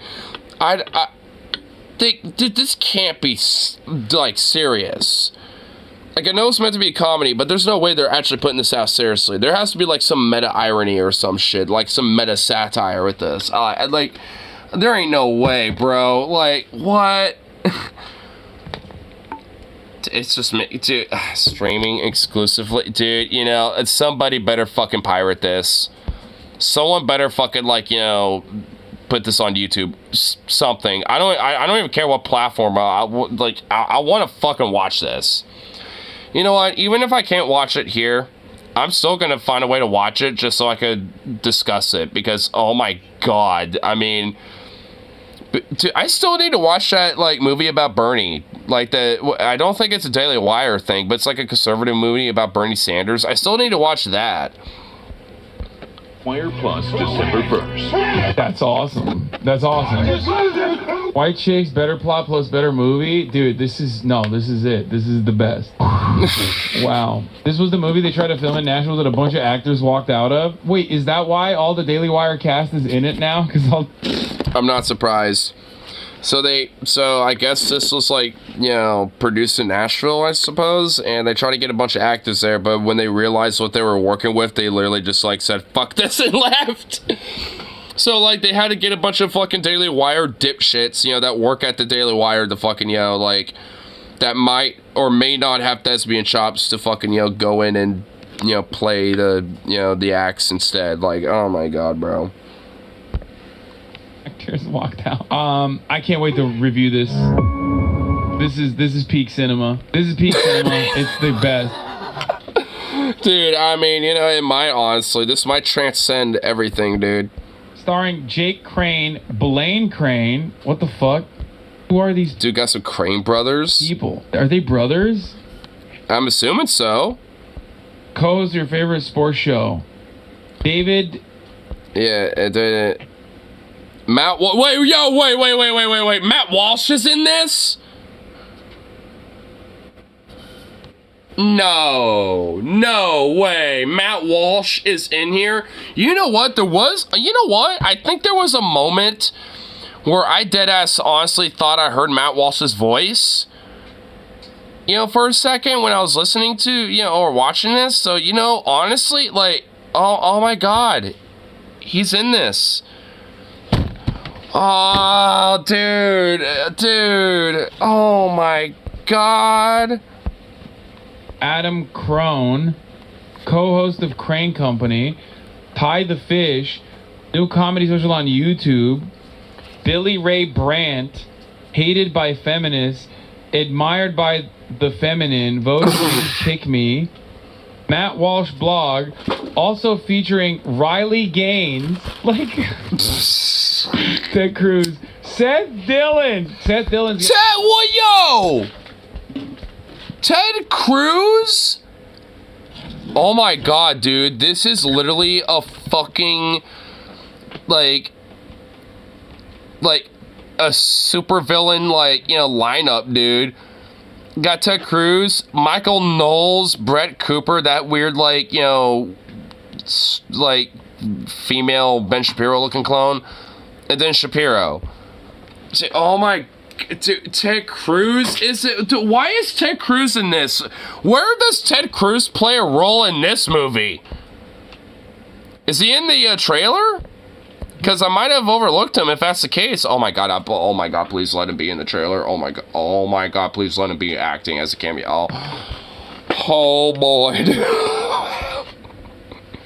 Talks about how it's totally, it's like rape children are better than having a 14-year-old rape victim be, 14-year-old rape victim get an abortion in the movie. That's his part. Andrew Clevan, Michael J. Knowles, Brett Cooper, and Ben Shabibos. When it was being filmed, acting like trans women at Olympic-style basketball tournament, had people in the audience holding trans pride posters up and names of the teams such as Lady Ballers. I'm non-binary, so I immediately left when I realized, but I can't believe something so vile is being made in my hometown at a venue I frequently attend shows at. It took for this offer because the money was good and paid in cash each day, but felt so unsafe before production even started that my wife had to come and get me. Damn. Here's the rest of the opportunity to play an extra in a movie being filmed in Municipal Authority. Got there learning this anti-trans film being produced by Ben Shapiro and Daily Wire about cis men acting as trans women in an Olympic-style basketball tournament. The people down sold trans pride, posters up, and blah, blah, blah. Okay, yeah. So we read, yeah. Took out 4 days of work because the money was good and paid in cash each day, but felt so unsafe before production even started that my wife had to come get me. I say get the money up. You know what I mean? Get the money up, not the funny up. Take their fuck. Yeah, I mean, you know, like, I respect, you know, their like, yeah, prioritization of mental health, but if I was in their position, I'd be like, you know what? I'll, you know, like, take it out on the chin really quick, take their fucking money and run. You know, it's like, you know, it's their money, you know, like, you know, hey, you know, like, I mean, the idea, like, I mean, would you want to be the person to be like, hey, you know, like, you know, they try to, like, you know, use this, you know, as a way to fuck on people like me, but you know what? You know, I was, you know, the fucking, you know, 4D chess maneuver, bro. I decided to fucking, you know, take their money and, you know, have, like, a bunch of non-binary, you know, trans, you know, people in their fucking movie without them realizing it. And then they all just came out and it's like, yeah, you paid us, a bunch of trans non-binary folk, you know, to be in your shit, trying to fuck on us. Fuck you, we got your money and we invested it in, like, you know, some other shit that, you know, or, you know, like a, you know, like a trans organization or like a, you know, charity or something. Like, I mean, that would be all fucking like 4D flex chess maneuver right there. Like, so, I mean, if I were them, man, I would just be like, hey, let's get some of these people together and, you know, like, you kind of do a little scheming and shit. That'd be me. I'd like do like a big, like, you know, grandiose scheme out of it. Piece of shit, and their dollars. What is this? One of their stars that cringed the thing about Palestine? Yeah, hi. This is just a little message to all these cis, straight, white Can I just say something? A lot of these dudes... Who the fuck is that? Who was that? Well, I recognized him in the trailer, so I know he's one of the fucking morons that you listed earlier, but which one of the morons is he? Like, low-key but high-key, just into cross-dressing. That's it. Like, they... Yeah, he did the bare minimal, but, dude, you know this guy probably likes cross-dressing hardcore, dude. They love doing this, because... Wait, I see the channel name down here. Who's it? Oh, it's Tyler Fisher. Oh, it's that guy. It's the weird... Yeah, okay. I mean, they're just, like, very into it. They love doing this because they're very into it. They want to act... I mean, look at Steven Crowder. I mean, he's hardcore into the shit. like they just hate it or that they're making fun of it, but it's like... No, man, you're just doing it. You're doing it because you like it. And there's nothing wrong with it. It's just like you should probably be more comfortable. Netflix in America right now, like, here's an idea. The fact that his voice is, like, so goddamn good at doing that, you know, really just, I think it shows it. It's like, dude, you're way too good at doing that voice. Like, I mean, you're not just doing it as a mocking tone. Like, you are actually good at doing that. Shut up. Dead ass. Shut your little privilege traps. Your little Karen voices, your little Chad voices. Like, you have no right. You have no right chiming in on what's happening right now. Okay? Maybe talk to somebody oppressed. I don't know. Like the LGBTQIA2+ community for Palestine. Maybe talk to them. Oh my god, it's so hard to take any of this seriously, considering that, like, honestly, I've seen plenty of these quote-unquote woke videos, not by conservatives, obviously, but at least, you know, genuine ones, and this is not how, like, any of it's conducted. It's such a hyperbolic overstatement of bullshit that it's so fucking silly. You know what's up? Because Palestine would welcome those folks with open arms, babe. Bro, this is literally identical to... This is literally Israel's greatest SNL sketch, by the way. A testament to how bad Israeli comedy is. Oh my god. Like, Israeli comedy is basically this fucking random asshat in his YouTube channel. Yeah, I think I mean, I wouldn't be too surprised considering it's Daily Wire and you got Ben Shapiro, who's, like, unequivocally a hardcore scientist. I mean, I would not be surprised if that's actually true. But I still want to watch this fucking movie. I mean, it really looks like a fucking banger. Beyond that, it just kind of, you know, segues off into other shit. But the first half of that shit, though, it's just like, it is the juice. The juice. And, it's, you know, oh, okay, you know, I know it's gonna be December 1st, but I want to see, is there, like, you know, maybe uncut footage or stuff like that that might be available or something like that? Let's see. Yeah, the trailer's there. Yeah, whatever. It's that and a bunch of people reacting to said trailer. So I guess we'll have to find out. Like, I mean, it'll be Friday when it gets released. So, you know, I guess I'll have to see, because I'm dead ass, like, curious about that shit, dude. I mean, it looks way too fucking... It's so bad it's good. It's like, it looks too good to be true, basically. It's like, yeah, there ain't no way.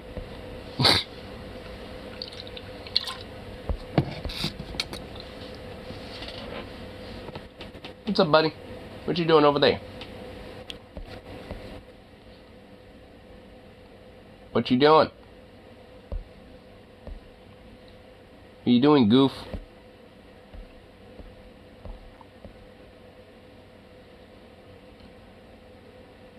Okay, well, okay, now you're just, like, creepishly staring at me. What's up? Oh, now he's distracted. Well, kind of. Not really, but whatever. Here. See what other little things go off our the tubes now. See what other little things we can look at. Well, something we can do a little wind down with.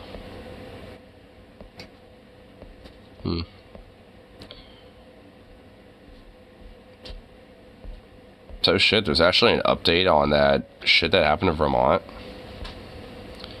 Which I guess for people that are aware, it's like, this dude literally just, like, walked up to, like, 3 Palestinian Americans and just, like, just blasted them without saying a fucking word or anything. And I guess the dude was caught. Jason Eaton was arrested, connection. He pleaded not guilty to 3 counts. During his arrest, he reported told you federals have been waiting for you. What? Whoa, dude! When federal agents showed up, he's like, "I've been waiting for you." Like, what the fuck? Is he like a Bond villain? Oh my god, that is so creepy. Dude, I want to see the body cam footage of that shit, bro. Like, whoa.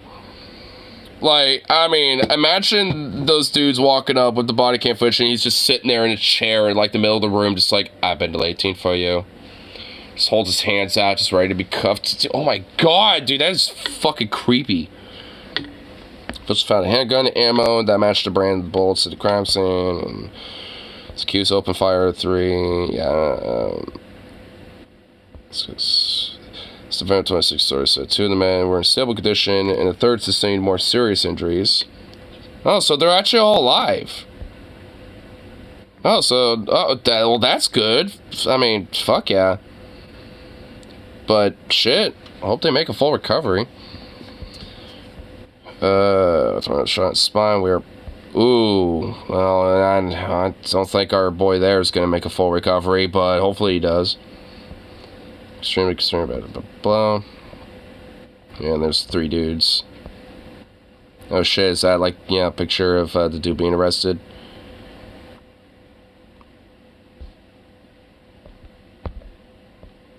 Well, yeah, you don't look guilty at all. Jesus Christ, that guy looks a little psychotic. I mean, good lord. That dude looks like he, snapped and is ready to fucking, do some shit, dude. Well, he already did, and he looks like he... Dude, that guy looks like he's got some shit going on in his head. Without speaking, the shooter discharged at least 4 rounds from the pistol. So, 4 rounds. So he shot, 2 of them once, then another guy twice.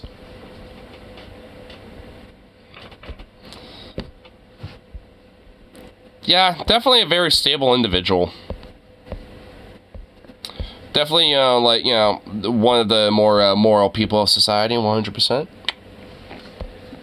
Obviously not. Hopefully my sarcasm was at least, seen there a little bit. Dude should probably be locked up for either a very, very long fucking time or for the rest of his life. Dude's a little cuckoo.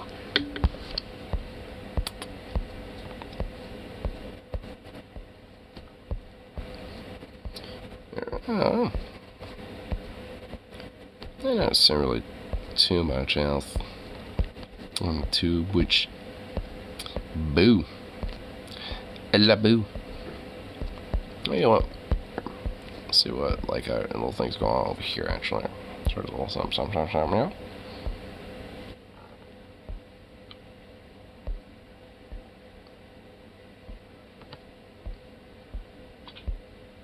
Oh, actually, okay, actually there isn't much. It's pretty much all the stuff, I've pretty much already talked about, at least in one way, shape, or form. Boo, Kyle. We're not talking about other shit that isn't the same stuff I've discussed with other things. Other people's. Boo. Blue. What the fuck?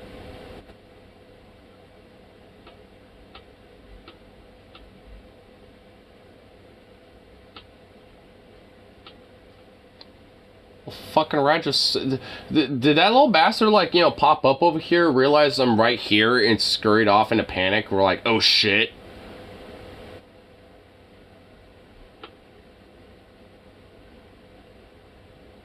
Oh my god, dude, this rat is this rat defeated me. I'm just been defeated by this little bastard at this point. I mean, I think this little dude could tell that he could maybe not get out of here via this gigantic garage door, but there's no way to really open it, so he's just kind of fucked. I mean, it's little dude needs to just get over it and just move back over in this general vicinity. And I'm caught in the fucking trap, so I could release it somewhere. Little fucker needs to go to the creek or some park that's well away from my house. So I don't have to worry about this little dumbass coming back here.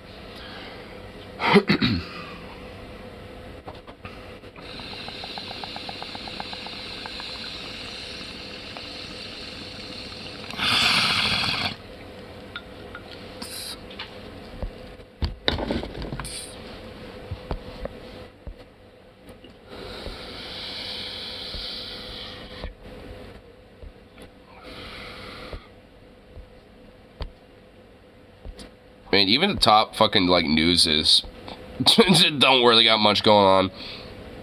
grandfather IT'd as victims in a Half Moon Bay drowning. Like, some people drowned, I guess, in the bay in San Francisco, and I guess that's top news tonight. It's like, that sucks, but I mean, like, that actually is top news.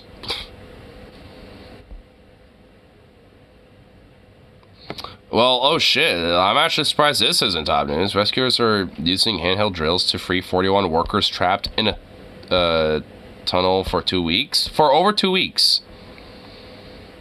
Which I guess was in India. Began digging manually Monday, hopes of reaching 41 construction workers who have been trapped in a collapsed mountain tunnel.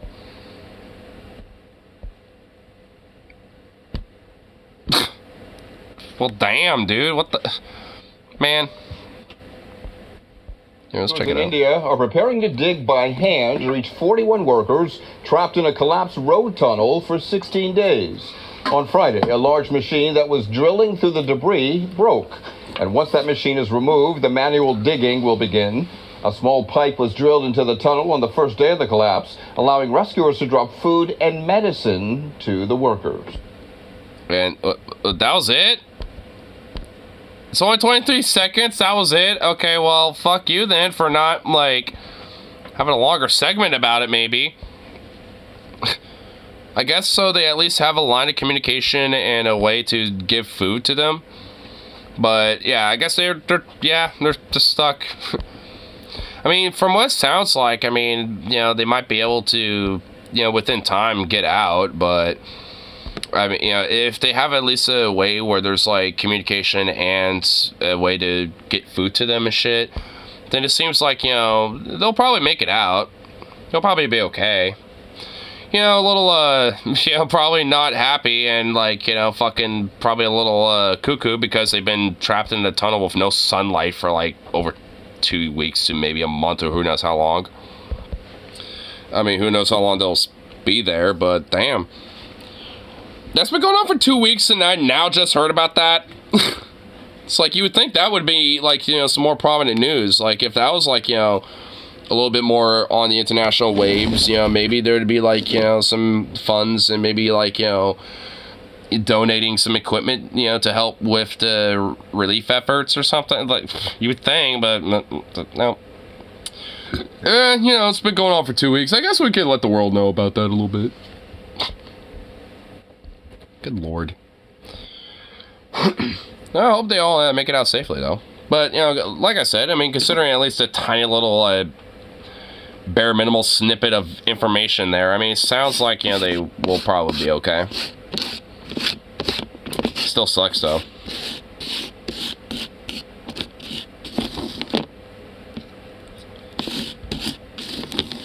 But since there's pretty much, like, not much else going on for this lovely little evening, I know that fucking Bill Margon is going to be going on tomorrow for DFF, and I don't think I'm ready for that. I really don't think I am.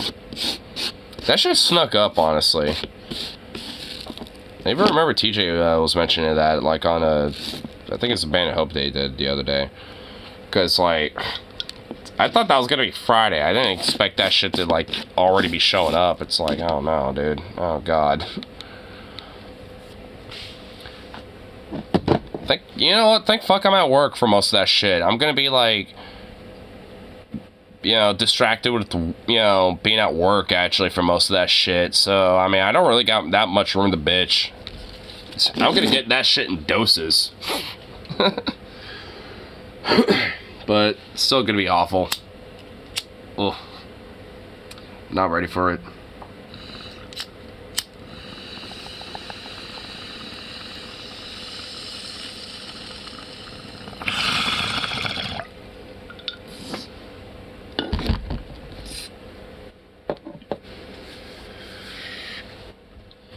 But, anyway, well, let's call it good for the rest of the lovely evening.